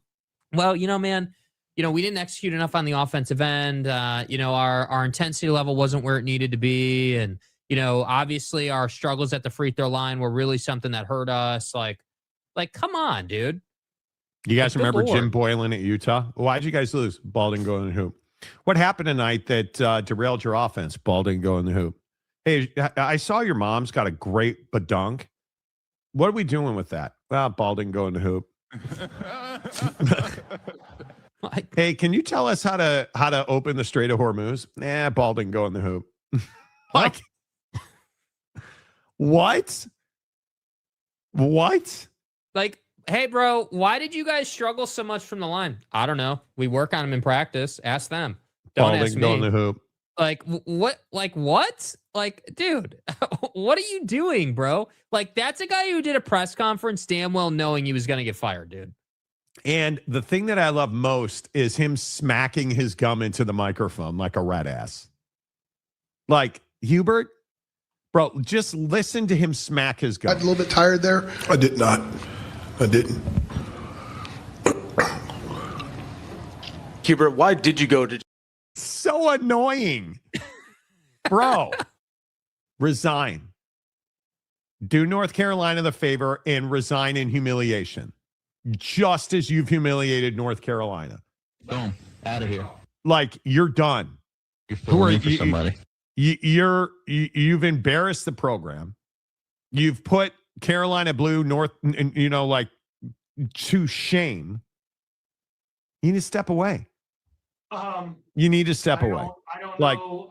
I don't know if I don't quite know how to. This would have been a better answer than what do you mean? Then ball didn't go in the hoop. Like, how? Hubert? Right? How, dude? Ball didn't go in the hoop. It's unbelievable. It is unbelievable. Like, you've been better served saying we didn't have Tyler Hansborough on this team, so that really limited us. Like, that would have been a better take than what do you mean? Why are you guys asked at the free throw line? I don't know. We work on it. Like, what? Yeah, dude, we know you work on it. It's not translating to the game, dude. What happened? Like, I don't know. Ask the players. They're the ones that suck at the line. Come on, dude. Like, are you raising your voice at me? At least Mick Cronin, who is the ultimate red ass, will tell you, yeah, we're not here to hand out participation trophies. We are here we get paid a lot of money to win games. Hubert apparently shows up to work with a mask and a gun because he's stealing from North Carolina. Like, go home, bro. It is ridiculous. Michael Jordan won more NASCAR races than you've won tournament games, sir. Go home. Go home. Like, it is brutal. It is absolutely brutal. Yeah, you're up 19. How do you lose? Ball didn't go in the hoop. Ball didn't go in the hoop, guy. Come on, Bless bro. you, Jeremy Bolton. I mean, ball didn't go in the hoop. He knew he was a dead man walking and had 0 Fs left to give. How good, how big, how desirable is the North Carolina basketball job? Couldn't be more desirable. couldn't be a bigger job. I mean, it is right up there with any massive job in college basketball, dude. It is the Jordan brand in college athletics, right? Number one. Yes. Number two, the expectations couldn't be higher. You are, and I actually maintain that you are, that job coming open now is exactly what you want. You want to be the guy that replaces the guy who replaced the guy, right? You want to be the guy that comes in and fixes everything, which is exactly what this is. So, I think the guy who gets this job, whoever they decide to get after, has a huge opportunity, man. Big opportunity, dude. You daddy will splash the pot whenever he wants to type opportunity, bro. Like, go in there, spend the money, get some talent, and go and beat Duke regularly, and you're going to be just fine. Yep. Yeah, I don't know, man. I think it's going to be very interesting. Jay Wright's my guy. Yeah. But Even though that's the type of hire it needs to be. It needs to be a name that is established and proven. Yeah. And I mean, you're talking about like, hey, describe this job in college football terms. I don't know, Alabama, Georgia, Ohio State, like the best of the best, like maybe the best job, depending on who you ask. Like this is a higher profile job in my opinion than UConn. This is a higher profile job than basically any job in the SEC. Like this, UNC is massive, bro. Jay Wright retired in 2022. Yeah, so he's rested. It's been 4 years. Is that too long? I'm a little concerned about that.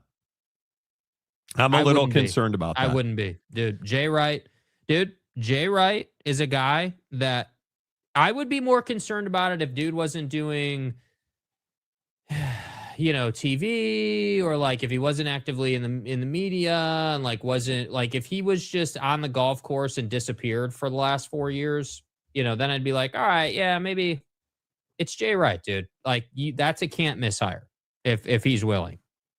Yeah. North Carolina got swept by Stanford and Cal this year. Head coach should let go, including losing first round in the tournament. It's not even close. It's not even close. I would love it to be Todd Golden, but why would Todd Golden leave Florida? Oh, they humiliated Jake and got run out of the tournament. That's right.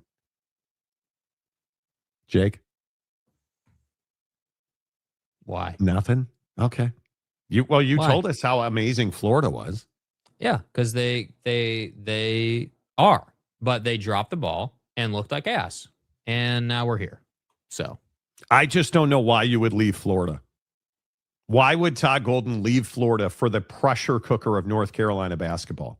Oh, please, because it's North Carolina. If you go to North Carolina and you make millions of dollars and you fail, that's not a bad thing for you. You're still in a great place. Like UNC is a better job than Florida, in my opinion. Right, but that's not necessarily why. That's not necessarily why you would leave, though. Todd Golden, who's a national championship caliber coach, obviously, he's got all the money in the world. He has zero pressure there. I mean, Florida is notorious for hiding their basketball coaches behind shitty football programs. Yeah, but now their program's not in that place anymore. The football program's obviously national championship good now. We know that. Yeah. They got to earn it still, but we know that.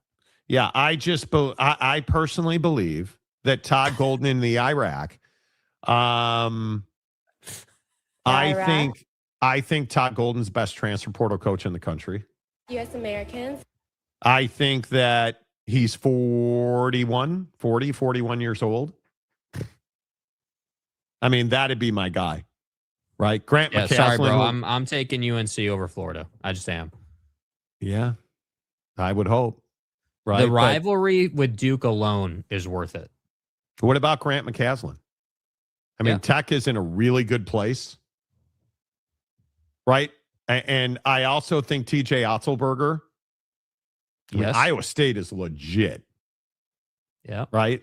And Otzelberger is, I mean, he has been unbelievable. Right. I mean, Now, I would like it if he could get a shirt that fits. Dude, listen, just because dude's had a couple extra and he's not on Zepbound, like it's fine. No, it's dude. not that he's fat. The guy can bench press the entire football team. Yeah. I mean, do you guys? I can get a picture. Hey, of him. Get a picture then. The guy is absolutely. Let me see. I mean, he's not Notre Dame yoked, but for a coach.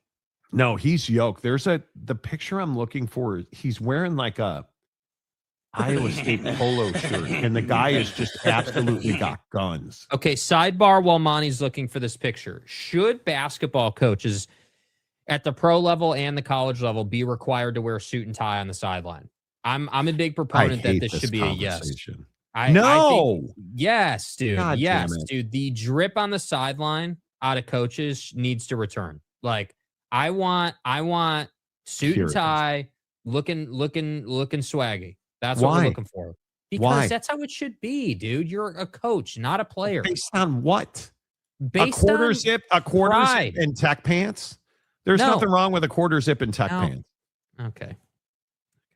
No, they're not in sales, dude. They're not in the office. They're on national TV. You're leading your program. How did we lose the Pat Riley swag? How did we lose the ability like again? Mick Cronin, suit and tie guy. Like, it's pretty straightforward, bro. Stop it. This is such a nothing burger.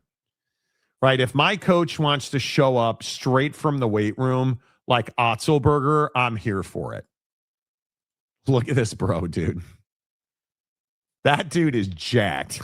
Like, I don't need him in a suit and tie. Sorry, man. I mean, he is soft, bro. He's looking nothing, not even soft. That dude is hard as a rock. Life, bro. Right? Yeah. Come on. Whatever. That dude is stacked. Amazing. No to mandatory suit and ties, especially when you're wearing gear that the team is using as a sponsor. Agree. B-ball coaches should dress in a uniform like baseball coaches. Okay, but you can only have a 6-inch inseam on those shorts, coach. Yeah, boy. David Persons, hello. Oh, TCU guy, where you been? Okay, this will be interesting. Jamie Dixon lost because he's stupid. Ball didn't go in the hoop. Mike Gundy's mullet exploded. Ball didn't go in the hoop. Big Ten is a 2-team league. Ball didn't go in the hoop. Hey, Jim. Why is the FBI investigating your program? Ball didn't go in the hoop, man. I don't know what to tell you. Hey, you're the one that says we should outlaw mail-in voting, but you voted by mail. Yeah, ball didn't go in the hoop. Okay. Hey, sir, why is it that the straight is still closed to us? Ball didn't go in the hoop, man. We're working on it. We work on it in practice. We work on it at home, but we're negotiating. We're negotiating, even though they said they're not negotiating. We're negotiating. Find out. UNC is the number one job in college basketball, but they've run off 3 of their last 4 coaches. Well, ball didn't go in the hoop. Ball didn't go in the hoop. NBA, yes, they need to be suit and tie. College, at least looking nice pants and a polo minimum. A quarter zips are fine. Now, but you're a quarter zip guy. You have a biased opinion. I'm talking about swag on the sideline, dude. Because I wear quarter zips. Now I have a biased opinion. Yes, because you love quarter zips, dude. That'd be like me saying the coaches need to wear vests because I'm a vest guy. Like that's just what it is. I just don't know why does anybody care about this? Can anybody explain to me why anybody cares about this? I mean, guys in the NBA right now. I mean, the Pat Riley, even Pop at the end wasn't wearing a suit. Phil Jackson, those days are over. Right? Yeah, like quarter zip guy is dude. here. That's my problem, dude. Those days being over is part of the issue in the league, dude. That's the problem. So you think the league is suffering because coaches like Will Hardy of the Utah Jazz? Yeah, why doesn't Will Hardy just wear slides on the sideline? I mean, if we're going to go quarter zip and tech pants. I mean, we might as well just work in some slides, dude. Asshole. You're being a jerk. Yeah, nice, dude. What's wrong a with little this? sweater with a logo. I mean, that's cool, I guess. Whatever. What is wrong with this? What's wrong with it is you would never wear a sweater to a C-suite office, yet you're paid millions of dollars to coach basketball and you can't put a suit and tie on. Like, come on, dude. Come on. I just don't know why certain anybody. swag, I think you're just like Steve. So Steve Kerr is a bad coach and he's hurting the NBA because he votes by mail. That's what you're saying. Ball didn't go in the hoop, dude. Ball didn't go in the hoop, Monty. That's bullshit. Yeah, I just don't think it matters that these guys wear quarter zips. Well, that's your opinion. I'm not telling you to wear, but you don't have a tangible reason for it. I do. My point is, bro, this is not hard to understand. Stop showing me pictures of quarter zips. Pull up some guys in suits and tell me it doesn't matter. It matters how you dress. Dress for success. You dress better, you coach better. You dress better, the vibe is better. Like this is not unique to coaches either, by the way. The NBA dress code policy, you guys all remember the drama around Allen Iverson back in the day, right? Like we've had these discussions before. Like I'm telling you, man, it matters. It absolutely matters in overall success and vibe. There's no question. Yeah, I think like I'm a Laker fan. I want Redick, JJ Redick in his long sleeve black Laker shirt. And I want, because that's where he's comfortable and that's what I need. I don't need JJ Redick wearing a suit. He's not Phil Jackson. Those days are over. Right? I think that looks good. I'm happy with it. I mean, this may be a little too casual. Buddy is Jack, though. What did I tell you about strength and conditioning programs? Right? Here's Otzelberger working out. Right? Yeah. That's not him. That's yeah. Okay. I just don't know. I don't know. This isn't the Oscar red carpet. I don't need to know who they're wearing. I'm not saying I care about the brand. Not everybody can look stoic on the sideline like Landry. Agreed. Yes, Jake. Back in my day. Yeah. Yeah, Dicka in the sweater vest. Coach. Hey, coach. Get off my lawn. Yes, Jeremy Bolton. Jake is being get off my lawn douche maybe right so, now. dude. Maybe so, dude. But is it lost on anyone that the league is lowering the cap by $1 million because league revenue is down and so keep telling me I'm wrong, dude. Keep telling me I don't know anything about the NBA and there's no issues and everything's fine. Yeah, no problems, dude. We're good. We're good. The league is as irrelevant as it's ever been yet. Nah, we don't need our coaches to actually stand out. So we don't You're saying Yeah, I'm saying it's part of the problem. Yes, I am. that Yes, if coaches wore suits, if if they we go looked back more to- professional. so this is unprofessional. I am saying that JJ Redick looks just like everyone else on the sideline, and that's not what it should be. Look at that. Look at that. Dude has swag, bro. Like, pull up Phil. I'm telling you, man. Look at these guys. So this is what's wrong with the NBA. I'm not saying it's the sole reason, dude, but you guys just saying this has nothing to do with it is wild to me, bro. Like, I can't believe this. I think it has nothing to do with it. Well, I Honest disagree to with you, goodness, dude. I think when I look at the coaches, do they have to wear ties? Yes, I think you should be in suit and tie. Yes. You are a leader. You are the face of the organization, dude. You are the leader taking the team to the highs and lows. You should be setting the precedent for professionalism. Okay. Hey, listen, if that's where you are, that's where you are. I mean, we all say stupid things. I mean, I get it. So this is better than this. Yeah. Yep. Yes, Than it is. this. Yep. This is better than this. Yep. Okay. I guess, maybe they should wear puffy vests. I mean, Nope. How would you feel about that? Not saying they should wear vests. Not what I'm saying. You want to wear a 3-piece suit? I'm good with that. League revenue is down because the product on the court sucks.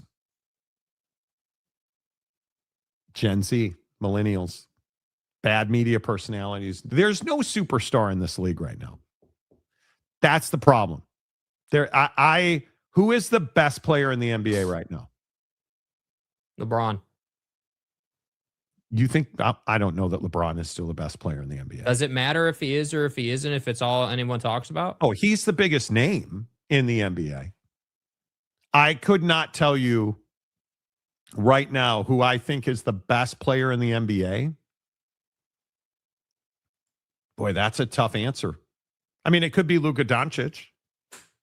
Did you guys see the Luka transformation? Jake, we didn't get that picture, but I can put it in real quick. Shai Gilgeous-Alexander has to be in the conversation, right? I mean, I don't know. Is Nikola Jokic the best player in the NBA? One of, but what do those three guys have in common?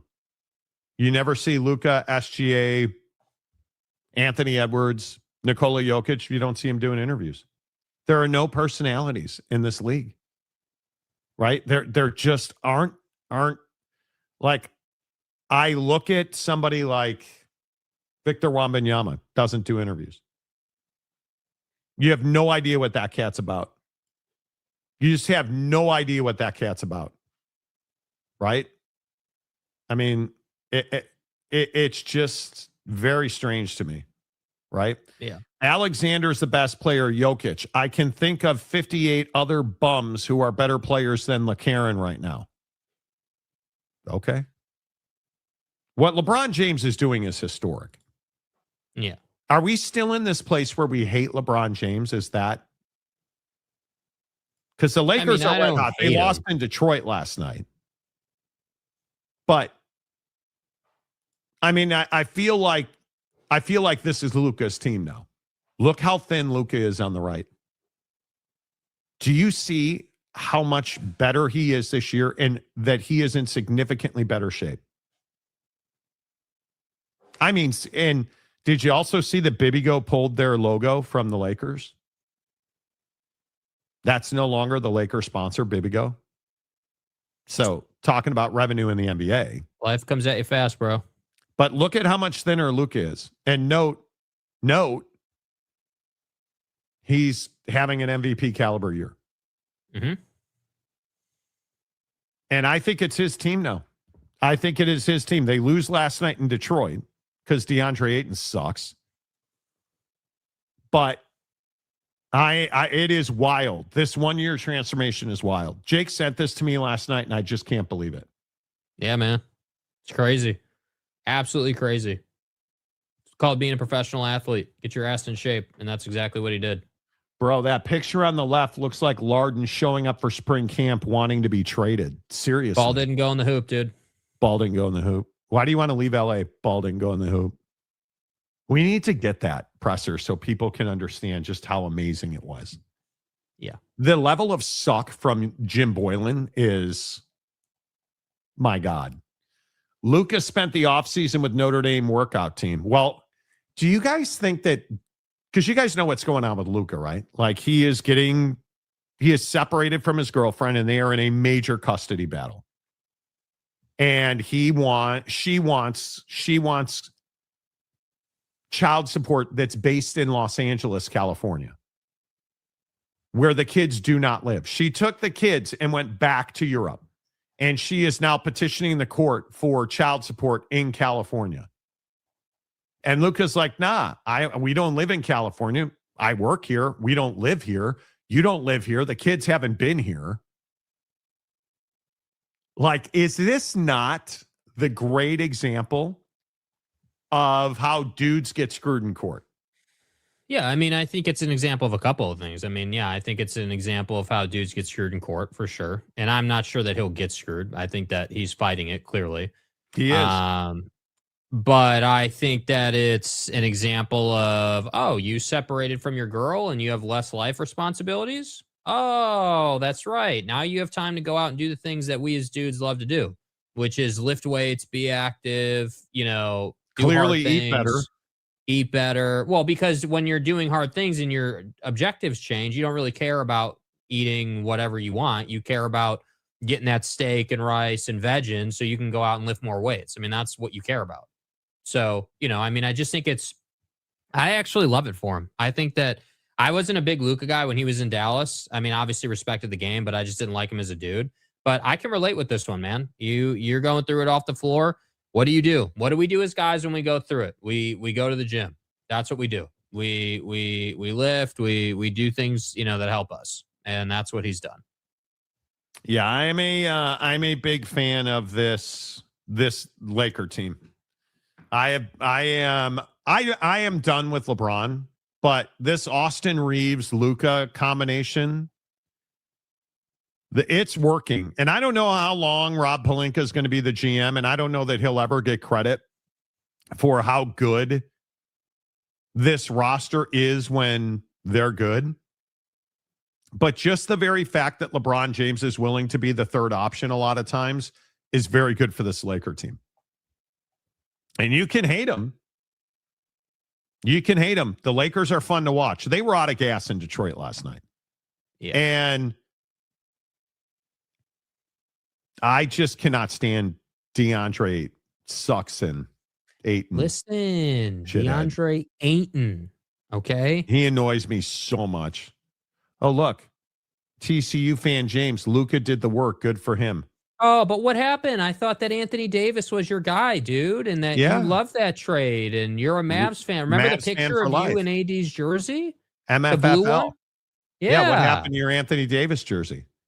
Yeah. Oh, that's right. They dumped his ass too, like we told you they would. Oh, Monty, you don't know ball, bro. Is this the dagger? The reason the Lakers got piped yesterday were they missing Rui and Smart? Well, the reason they got piped yesterday is because our guy Ayton, I mean, the dude you just can't catch the basketball. It's so frustrating to watch. And Drew Timme didn't get any minutes, so we lost. Yeah, I mean, obviously that's kind of the thing. Yeah, and yes, Jake LaRavia started and gave you 7 whole points in 29 minutes. Ball didn't go in the hoop. Yeah, the guy that if Luke Kennard could knock down a 3, they just were out of gas. They were out of gas. They got very little. Jackson Hayes had 3 dunks. He missed 3 dunks. If he hits those dunks, the Lakers lost in Detroit last night, 113-110, I think. If any of those dudes just make a layup, they win the game. They didn't, so they didn't, and that's what it is. We can sit here and spin it. The Lakers lost because they were not better than the Pistons last night. Yeah. Jimmy 10 teams is a Fanatics MVP. Exactly right. Correct. Dude, you're not a Mavs fan. My AD jersey is in the laundry room. It's worthless. God, you're detestable as a fan. Do you understand? Dallas, Fort Worth, Waco, Lubbock. I mean, Stillwater. I'm a student at TCU, Monty. Eliminating pedophilia. Dallas, Okie Light. Like, I mean, how many, dude? Wade, are you a long-suffering Bulls fan or a Laker fan asking for TCU Oak State, James? So we've had this conversation. I've renounced my Bulls fandom. Oh, we'll get to the Airmen. Yeah, we'll get to the Airmen. I'm telling you now, I've made this very clear. Until Jerry Reinsdorf is no longer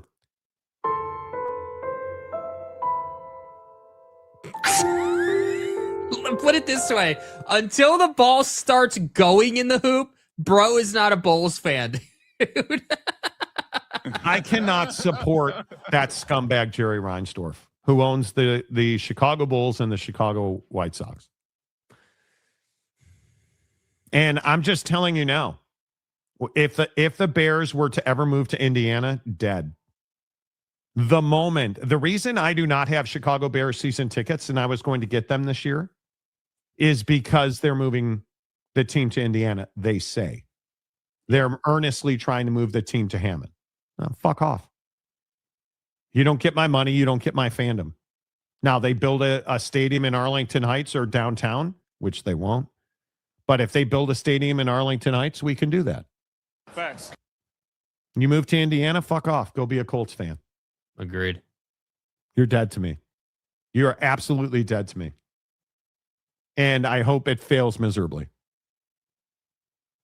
And I don't know what NFL team I'll root for.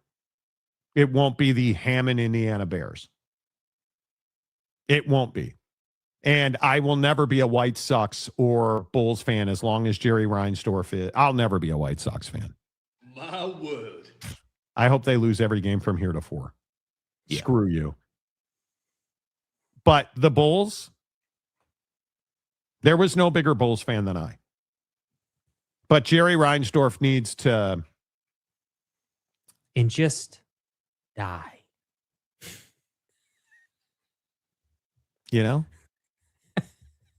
Can be tough to administer that insulin. Ed. Listen, we're having lemon meringue pie and some milk.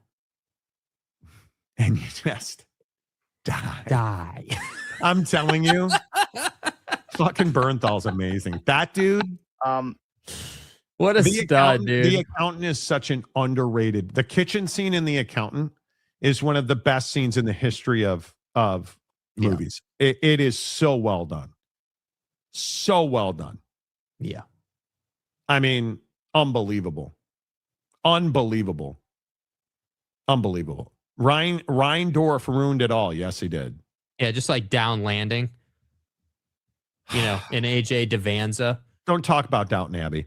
Reinsdorf is the reason I am a Dodgers and Jazz fan. Whoa. Because of what Jerry has done to my teams. What? Dude, you never have come out of the closet as a scumbag White Sox fan. It's internal. Is that what you're telling me? You're a scumbag White Sox fan? This changes the entire complexion of your comments, dude. If you're going to comment as a White Sox fan, you know, I don't know that I can. I mean, that hurts your credibility, dude. I mean, this is a major development on the show here. Now Monty knows why I'm mad at Oak State. Well, you're not an Oak State fan. The board fired Casey Schrum. They did her wrong. Who? What are you talking about? I don't know what you're talking about. Like what? Some days I'm serious, dude. I wonder if you just wake up and smoke crack because you say the stupid. Like, how would I have any idea that you have any issue with some broad named Casey Schrum who they fired? Why do I go in the hoop? How would I have any idea that this is actually a thing? What's on the record, Monty? Reporter told him. It's on the record, Monty. Monty, it's on the record. Dude. I know who Casey Schrum is. I know who that is. I have no idea that you were even upset about it. Gotta be fucking kidding me. Where do you come? Do you just... By the way, what does this have anything to do with what we're talking about right now? Like, why did you comment this now? I'm missing the connection. Okay. Used to could be a White Sox fan.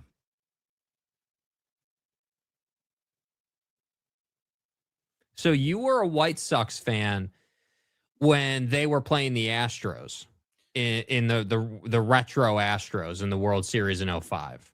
That's what you're saying. I'm telling you. Look, I understand why Jake's a San Francisco Giants fan. Tim Lincecum. That's bullshit. I get it. But the White Sox? Nobody likes the White Sox. Do you guys understand that Chicago is a Cub town? Yeah, it's not a Bobby Jenks town. Get that name out your mouth, dude. Chicago is a Bears town when they are good and a Cubs town no matter what. Yeah, Chicago's a Michael Barrett town, punching your boy in the face. Dropping AJ Pierzynski like a bad habit. Fat ass AJ Pierzynski. Get the hell out of here, dude. The Cubs are an afterthought? You're saying that as a Vegas fan who doesn't even have a team yet. What do you mean? Yeah, enjoy the Oakland A's. Oh, I'm sorry, the Sacramento A's. I've lost track of which A's you're even getting at this point. You're mad at the Bulls because of their. I'm not mad at the Bulls. I don't support the Bulls because of their scumbag owner. Which what again, does that I'm not have to sure. do with Casey Shrum being fired? You don't get mad at sport. What do you? Welcome to the nightmare. Guys. Don't you know that it's on the record? I put it on the record, right? You know, I mean, granted, I put the record up my ass and then I pull it back out, but yeah, it's on the record. I mean, ball didn't go in the hole. Listen, ball didn't go in the hole, Monty. Bad day for Casey Shrum. Nah, I'm mad. Hey James, what is do you have a new source on the sideline for this coming season? Like, do you recycle people, or like what's the setup for this year? Like, how random is you pulling out a Casey Shrum take? Yeah,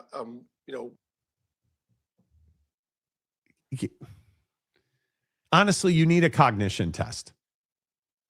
You go all Trump on it. Vote by mail. James, you have no idea of the pain of Reinsdorf owning a team. That's Jerry Reinsdorf. He owns the White Sox and the Bulls, James. You know, he makes Jerry Jones look like a goddamn Jerry Buss. He really does. He really does. He really, really does. Wait, Delaric said, well, you have been a suffering Bears fan for so long. Be a Cowboy fan to continue the suffering. Yeah, I don't know what team I would migrate to. It'll never be the Seahawks. Well, no. Yeah. I mean, do I even have a second team that I occasionally follow? No, because being a fan means you like one team, not eight teams. I don't have a second baseball team. I don't have a. I mean, no, I don't have an NBA team. You're all in. Outside of the Lakers, like, and maybe when Reinsdorf says goodbye. I'm a Cubs fan, die hard. Like, that'll never change. I'm a Notre Dame fan, that'll never change. Like, I don't believe you can have two teams. I think if you're, I mean, guys shouldn't have two teams or three balls. Like, it's just not normal. And I think it's a philosophy in life that has served me well. You know. Your thoughts as the king of the rectory. Three ball James. Instead of picking a team, pick a player you like to watch. Devin Booker. Well, certainly we all do that, dude. We all have that, because that's what the NBA is. It's a players' league now. I personally believe that Las Vegas has a team to. What do you guys make of LeBron saying, absolutely not, I don't want to be an NBA owner? Iraq. Not going to be the owner of the Las Vegas franchise. Yeah, I mean, it's surprising.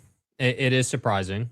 But again, FTR, and this was on the record several years ago. Braun. That's Braun for FTR means for the rectum.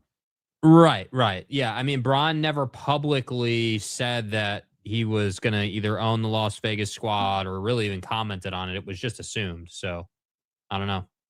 Yeah. I think being a fan, you can appreciate the local teams, but when it comes down to it, you go all in on one team. Listen, what is it? The Schaumburg, what is it? River Cats? Is that right? Do I have that right? Flyers. Schaumburg Flyers. Listen, you can support the Schaumburg Flyers and be a Bears fan, right? Like, if you like AAA baseball or like high school basketball, that's a whole different thing, dude. Like, that's different. Well, I'm talking about pros and top end college. You have one team. You don't get to be a Texas Tech, TCU, Baylor, Oklahoma State fan. That's not how this works, dude. I don't give a damn how many colleges you went to get your MDiv. You get one team, and that's how this works, dude. And quite frankly, you can change your profile picture to you in a TCU polo shirt. That doesn't change the fact that you're an Okie Light fan, and you've run from that since Gundy got fired, and we were exactly right. So, it's not personal. I'm just saying that that's what you've done. And here's your guy. This is because Jake, for those of you who don't know, Jake and James are very close personal friends. No, we're not, actually. Very close. They text. Jake told James on the show that he loved him. They send each other nudes. James sent Jake this picture when he got out of the shower this morning. Here's before he got in the shower. Wow. Yeah. Wow, bro. You know, Jake's response. All right, peace out. Dude. Oh my God. Rock and Rant. It's only Tuesday. Don't forget this is a short week. We're off Thursday and Friday this week. We're going to play golf, going on vacation. Sort of. We have to work, but well, I don't have to. Anyway. But the Monty Hall of Fame has already added Brugger's Bagels. Oh, the best bagels in the country. On the record and bald and go in the hole. Yeah, thanks for that, Jeremy Bolton. I can commit to having bald it and go in the hole for the show tomorrow. I will have that for you guys. Bagel Tuesday, Frog Father. Damn right. Yeah, see, Frog Father, you missed it yesterday, though, unless you just didn't comment. Our boy, Bobby Fowler. Bagels. Hey, Bobby effing Fowler Bagel guy. Bobby is Fowler talking about... had a bad... Wait. Bobby Fowler had a bad 5 minutes. He went from Bobby Fowler to Iowa Robert Fowler. Right, but Robert Fowler's always been Bobby Fowler. Our guy, Bobby Fowler, right? Okay. Yeah. He went from Bobby Fowler to Iowa. I said Iowa sucks. He said, go screw yourself. I'm never commenting here again. Balding going hole. To Brugger's Bagels is the best bagel in the entire country. Don't question me. To relax, bruh. To Bobby Bagels. In the span of like 5 minutes. It was one of the best things in the history of the world. All time. And the best part was he only went to his bagel joint, Bruders, because he was going to Iowa City to watch the women's NCAA tournament. In which he pronounced Iowa the best team ever in the history of women's basketball, to which they said, okay, hold my beer, we're going to lose tonight. If you guys ever want to kick it, we'll flow. Who's Caitlin Clark? Never heard of her. Right. Since I was 5, I've been a Cubs fan, a Raider fan, a Jazz fan. Don't ask me why I picked those teams, but I did. I dug my own grave, and now I can't change. Yeah, you're 6 feet under, and that's just what it is. You're committed to the take now. Like, dude, I'll tell you, though, if today and tomorrow we find out that Seattle's getting an expansion team, I am all in on the Seattle expansion NBA team. I will support the NBA in Seattle as long as I am here. No, I don't buy jerseys. I'm 53 years old, dude. I don't buy jerseys. I get that. I get it. I don't regret those decisions. Buying jerseys is a young man's game. And I used to have a collection of jerseys. Right. Do you know how much money I've wasted on clothing I've now given away for free? Good Christ. I could have retired by now. I can't agree with Jake's take on only rooting for one team. Yeah, We're dude, very obviously we know that. We are so painfully aware of that, dude. I cannot tell you. It's not possible for me to be more aware of the fact that you like 800 teams in sports, dude. It's so just ridiculous how many teams you say you're a fan of. Do you deny feel like you're lying to people when you tell them you're a Baylor fan? Like when you're like, oh yeah, dude, like, bro, I went to Oak State and now I got my MDiv at TCU. But hey, my wife went to Baylor, so I'm a Baylor fan too. And by the way, I like Jerry Jones. And when I was pounding a Walmart manager, we were laying on a stack of Texas State boxer shorts in the storeroom. Now I'm a Bobcats fan, dude. Now, I mean, I'm a Bobcats fan. And you know, after pounding a Walmart manager who went and pounded a Walmart manager, I got to tell you, Texas State is winning the whole damn thing. That's who you are. That's who you're going home with. Jake's response, balding, go in the hoop. Yeah. I mean, we it just is what it is. Yeah. Got to have it. The only real excuse to switch your pro team is if they move and change their name, a.k.a. Houston Oilers. I'm still pissed. Exactly. The Rams. The Bears. Monty, I recommend Texas State as your second team unless the ball doesn't go in the hoop. Exactly right. See? David Persons gets it. You know. We should send Jakey 3-putt a new putter. He's got a fantastic putter. Dude, I don't need a new putter, bro. The putter's not the problem, dude. Trust me. Bro. Yeah. I just want one. I'm so tired of cold and rain and shitty wet golf. The golf in Seattle is rough this time of year. Yeah. It's rough. Lopes fan Gabe, it moved. Okay. Well, thanks for that update, dude. Wow. Man. I wonder if Jimmy 10 teams goes against a team or a player, it'll have the opposite effect and they'll do great. Well, Nightmare, I think you changed your picture. Okay. That's very acoustic guitar musician driving the country in his van look that you have there. Mm-hmm. Do you wear deodorant in that picture? I don't think you do.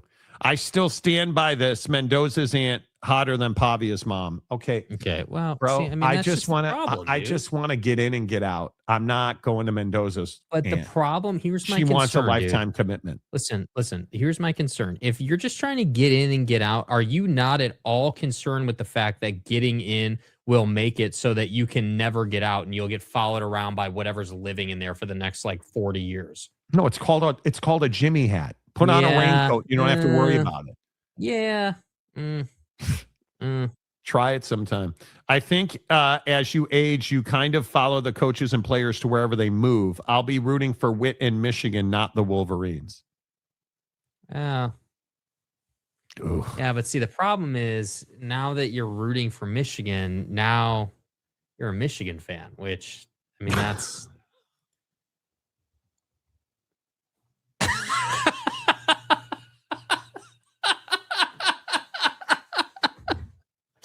I cannot believe it, dude. There's already a three-ball James. Wow. Dude, yes, dude. Yes, extremely well done, bro. I mean, could not have been better, bro. Oh, Frankie Bag of Donuts. Bro, Iowa, the land of bagels. Yes, Frog Father, the land of bagels. Is it not remarkable that somebody came in here and said, "Oh, the best bagels"? We all know it's Iowa City. Hello, idiots. How do you not know that? Duh. That's just an obvious. Oh, here, that's on the record already. Yeah, it's on the record already, James. But it's on the record, Monty. How do you not know that, dude? Idiot. Check the logs. We'll get to the airmen.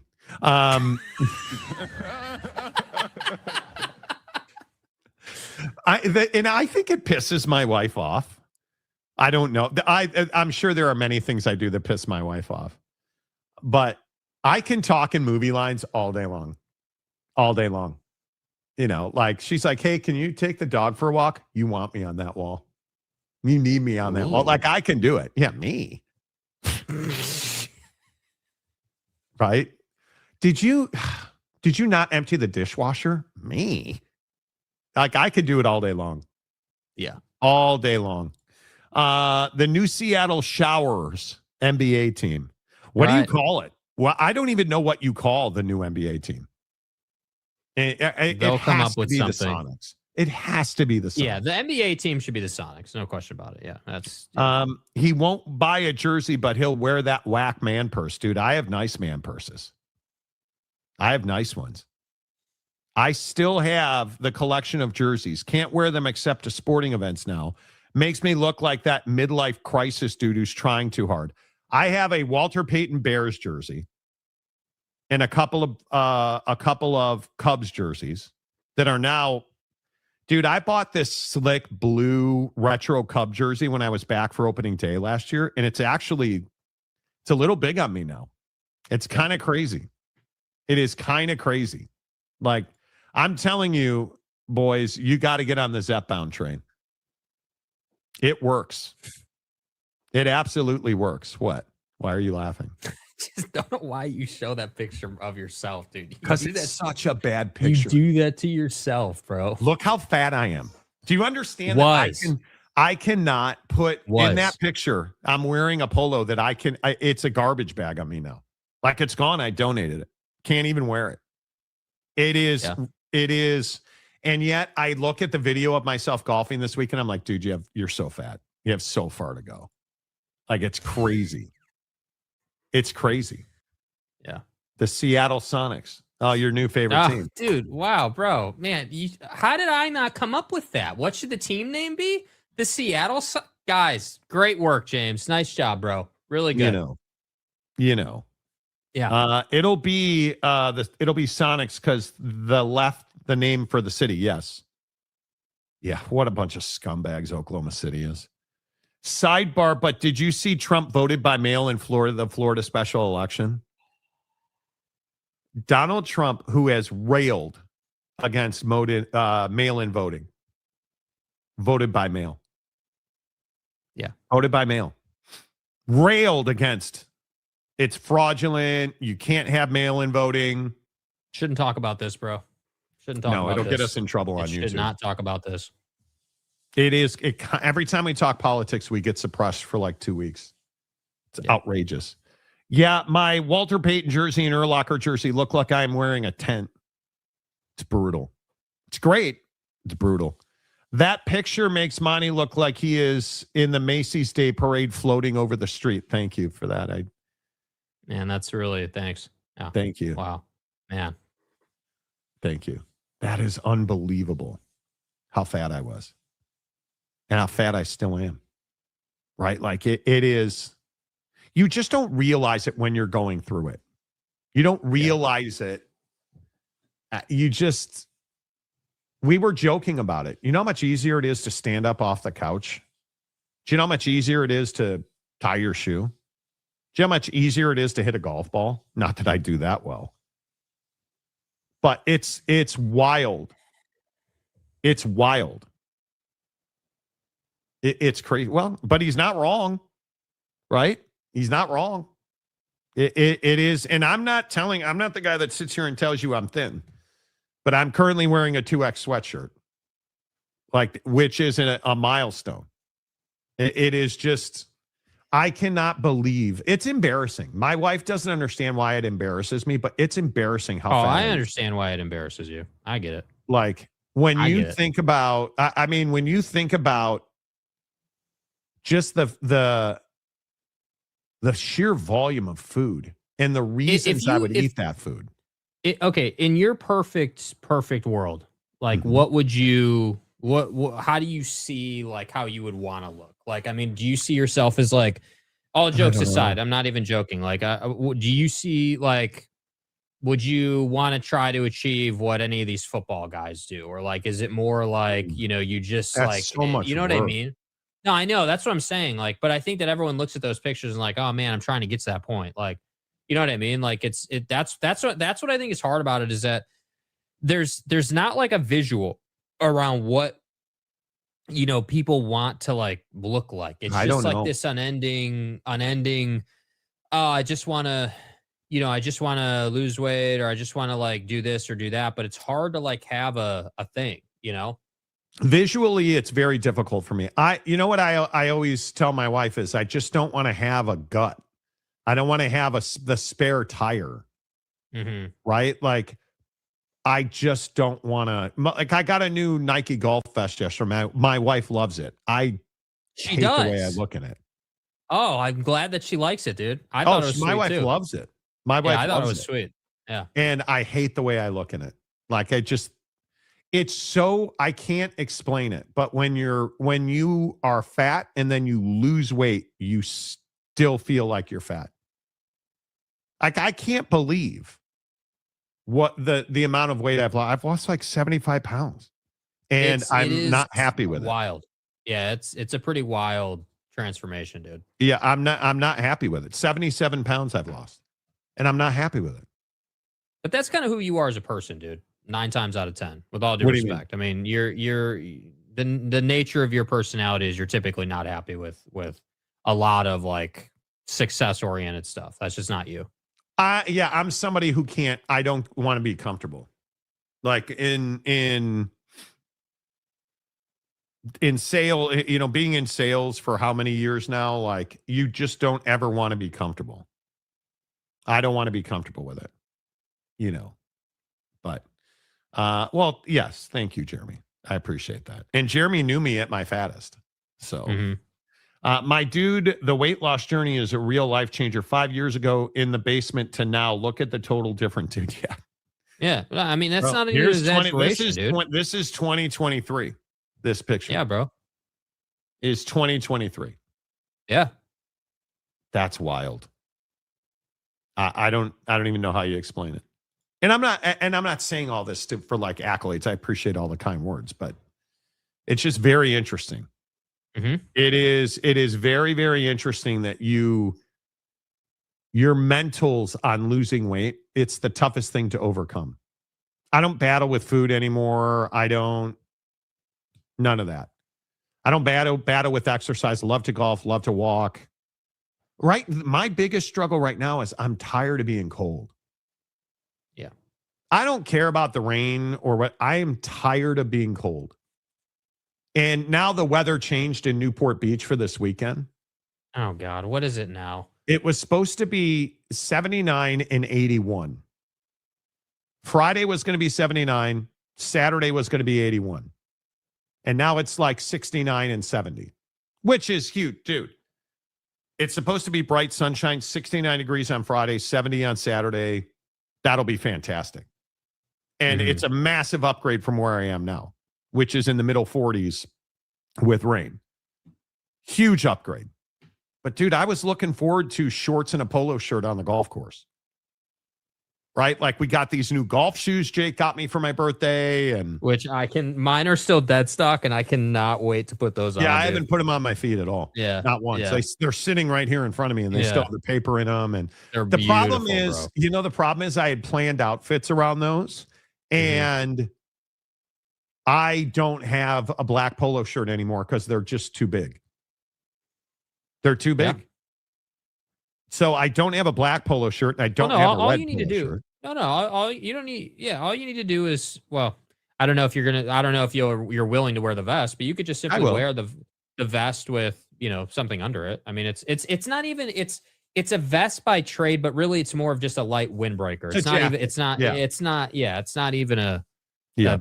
I mean, I think it's sweet. It's beautiful, gold and black, like it's everything. Yeah, you but want can it to we be. match like the entire outfit on the golf course? I mean, we'll see. But the point is, I've got rid of so much clothing. I don't even have a black polo shirt to wear. I don't have a red polo shirt. You don't have any more black polo shirts. You have like 20 of them. They're too big. They're too big. It is. I have one all black polo shirt left. And I'm saving it for sentimentality. Back in 2019, when we were flipping houses, I spilled paint on one of my shirts. Yeah. And it's this little white mark right on my titty. And I saved that polo shirt. You should. Well, so I think the good news is now I still think you could invest in just a couple. Like I don't have like 20 polo shirts. I've got probably 5 that I wear regularly. I think I have 3 other ones that are just whatever, just emergency ones. But I mean, I don't know. I haven't spent enough time around your place to know like what stores you have. But if you had like a Dick's Sporting Goods or like I can't shop it like I used to shop at DXL. I really can't shop at DXL anymore. No, it's too big. It's too big. Yeah, it's rough, I mean, certainly what we could do certainly is on Thursday, we could get you one in LA for sure. Yeah, probably. We could get you one in LA. I mean, that wouldn't be a problem. I need a properly fitted, probably to play golf in it, a properly fitted 2XL would be perfect. The issue is everybody's 2XL is different. I can't even put my right thigh into a Travis Matthew. My right arm won't fit into a Travis Matthew. No, you want to get. I like Nike's 2X a lot. It's a bigger 2X, like it's a little bit baggier of a fit, but they have several different lines of polo. So like that's why I was saying a sporting goods store, because typically like your Dick's or other stores like that will have a variety of different styles of polo. So the choices are better. So that, that would be, I have one like 10 minutes from my house. So that's why I advocate for it, because it's like the main place where I get stuff. And it is, they typically have a really good selection, and it's usually discounted too. So, Oh, that's very true. I also don't have a green shirt. Well, yeah, you do. Yeah, you do. We saw that. He's mocking me for it not being a green shirt. Right. We probably shouldn't like 100% match like for like, but I think on, because we're wearing, I guess we have to talk about this, but we're wearing the Jordans on Friday. Was that the agreed upon thing? Are we wearing them at Pelican, or are we wearing? I'm just going to bring that pair of shoes. Okay. Well, then I guess we're playing Anaheim Hills. Yeah. And Pelican Hill. Yeah. Mm-hmm. So I'm trying to pack light on this trip. Yeah. But I could just bring those, and then I'm definitely doing an all black outfit with those shoes, and then I'll probably have like a tan alternate. Well, dude, I've got the all black on lock. Except for the shirt. Well, I could wear my Callaway polo, but yeah, I have black shorts. The other thing I don't have is shorts anymore. No. Like my shorts.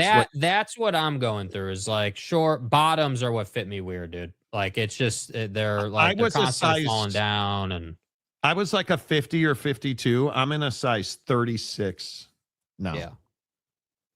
Let that sink in. Mm-hmm. It's crazy. The extra insulation makes a huge difference. You go from being hot all winter to being cold in the summer. I will say I am cold more now, but my wife is. Women are different. They go through hot flashes, but my wife and I are cold. I'm tired of being cold. I'm tired. Have you tried extra medium sizes? No. I have not. The Teresa Gould Transformative Weight Loss Partnership. Right. I mean, that's definitely part of it, dude. Yeah. Yes. Yes. I am down 20% fat. You can see my ribs and abs. I also look at spare tire that I won't die and still think I need to work, right? Well, the spare tire thing pisses me off. Mm-hmm. But you can't lose weight too fast. It's a whole thing. I just want to look like Tom Brady. Tom Brady, I would hit that. Have you guys seen Tom Brady throwing a football? Did you guys see the flag football videos of Tom Brady? Like it is amazing to me. Look at Tom Brady. They're running in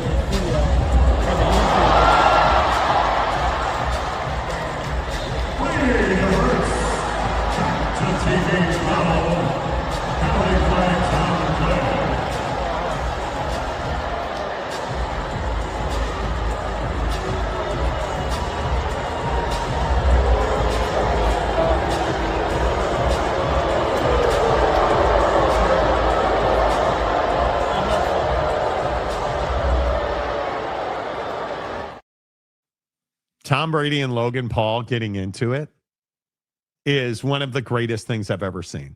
Mm-hmm. And then Logan Paul offering the fake apology after is ridiculous. Take this opportunity to apologize for some of my actions in yesterday's flag football game. First, I want to apologize to the United States flag football team for taking Duchette's glasses off of his face and throwing them at the ground. That happened because after he scored a touchdown, he kind of got in my grill and said to me, "Welcome to flag football." Welcome to flag football. Which upset me because it's comments like that I just can't tolerate. Second, I'd like to apologize to Jalen Hurts for sacking you and later deflecting a pass that then got intercepted by my team, allowing us to score on the very next possession.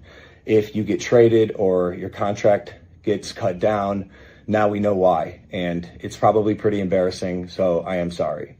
And of course, I'd like to apologize to Tom Brady for applying so much pressure on you play after play after play that had you literally fearing for your life. I understand you're older It's not like you could go anywhere and you got frustrated, which is why you threw the ball at me.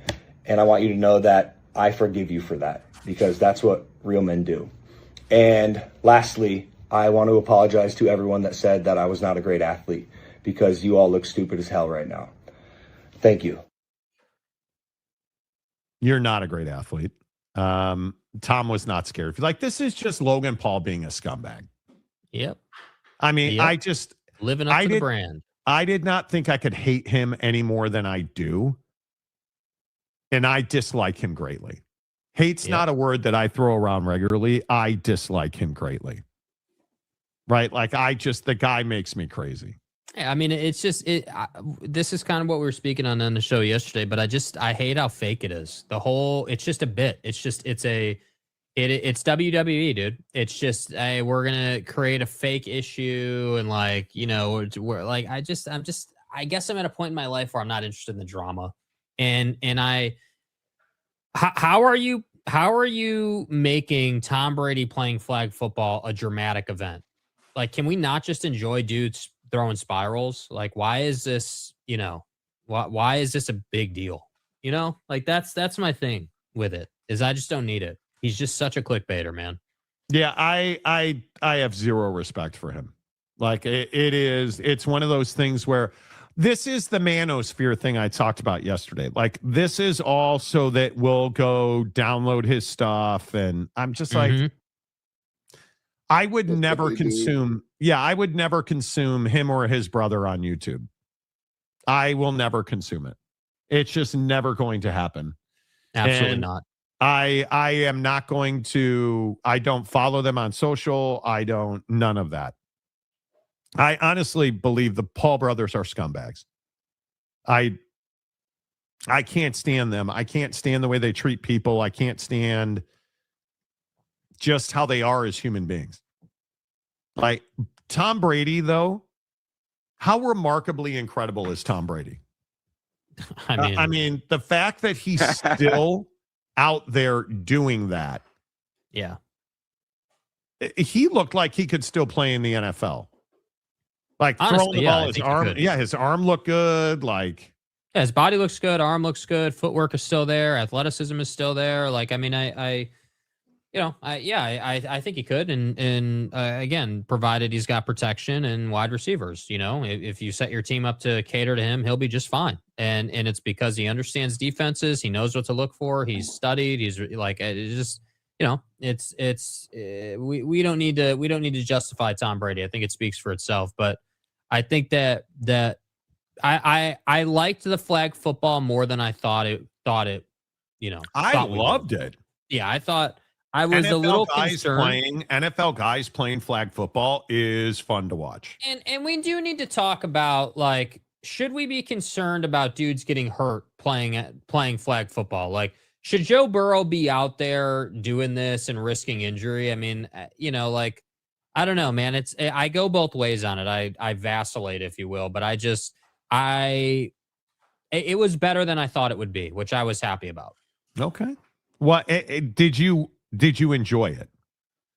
What I saw of it on Twitter, yeah. I mean, I didn't watch it live, certainly, or anything like that. I didn't I didn't find it, but I like the highlights I've seen and things like that were good. It was good. I enjoyed watching Tom throw it around the yard. That was fun. Yeah, I don't have any question in my mind that watching NFL guys, one, being able to see their face while they play is a game changer. Mm-hmm. I think the helmet thing makes it really difficult to grow a brand. And I think that seeing that, like, the Diggses of the world, the Odell Beckhams of the world, Joe Burrow out there, you know, jocularating around, horse playing, if you will. Right. That's fun. Watching guys who are peak physically run around and be peak physical dudes is enjoyable. Watching Rob Gronkowski catching touchdowns from Tom Brady in super fast speed, that's what being a real athlete's about. Logan Paul's not a real athlete. Yeah. The guy is just, the guy is a clickbaiter. Guys like Brady and Gronkowski who have done it at the highest level, you can just see they operate at a different a different level in a different stratosphere than everybody else. Yes. And I'm here for it. I'm here for it. There is a wasted minute of my life I will never get back. Thanks, Monty. You're welcome. You're welcome, bro. Michael. Logan Paul simply exists is just a bit, and his ball never goes in the hoop. Ball don't go in the hoop. Ball don't go in the hoop, boy. Yeah. Finally, before we get out of here, is anybody watching TGL? Jake, how into this TGL thing are you? I'm all into it. Tiger Woods is going to play in the TGL playoffs tonight. Mm-hmm. Jupe is on the verge of elimination. Mm-hmm. And I don't think there is any question that Tiger Woods is still a name on the marquee.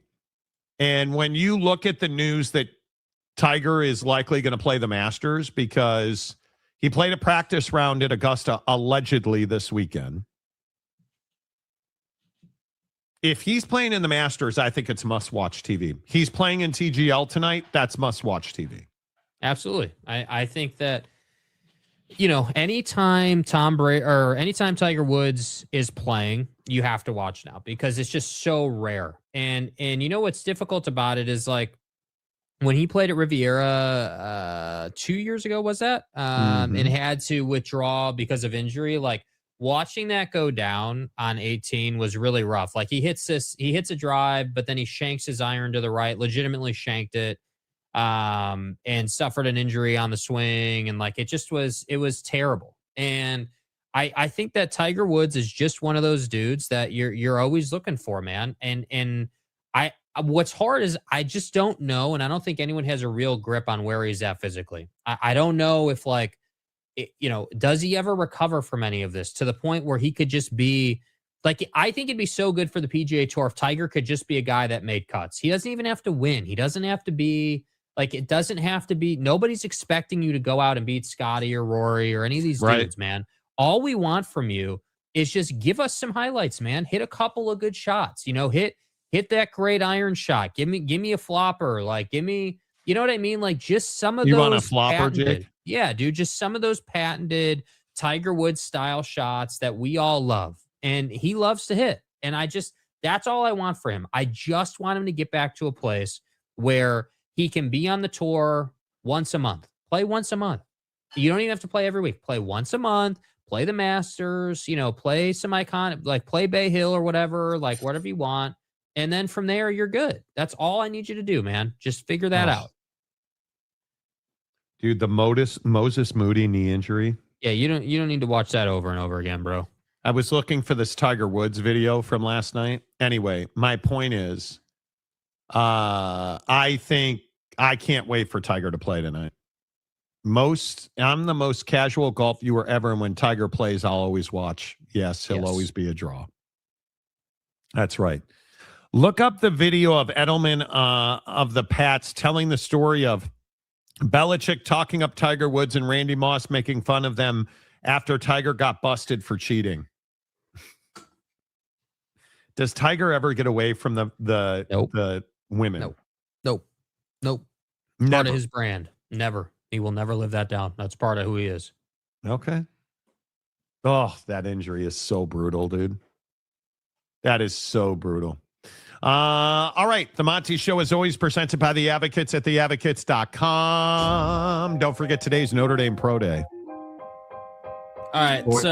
So there's not going to be a show tomorrow because Monty is going to go so hard on the couch today that he's going to be incapacitated by the time the show comes around. Bro, full body cramp. I mean, the dude, full body cramps, full don't want to Playderson mode for Monty for the show tomorrow, okay?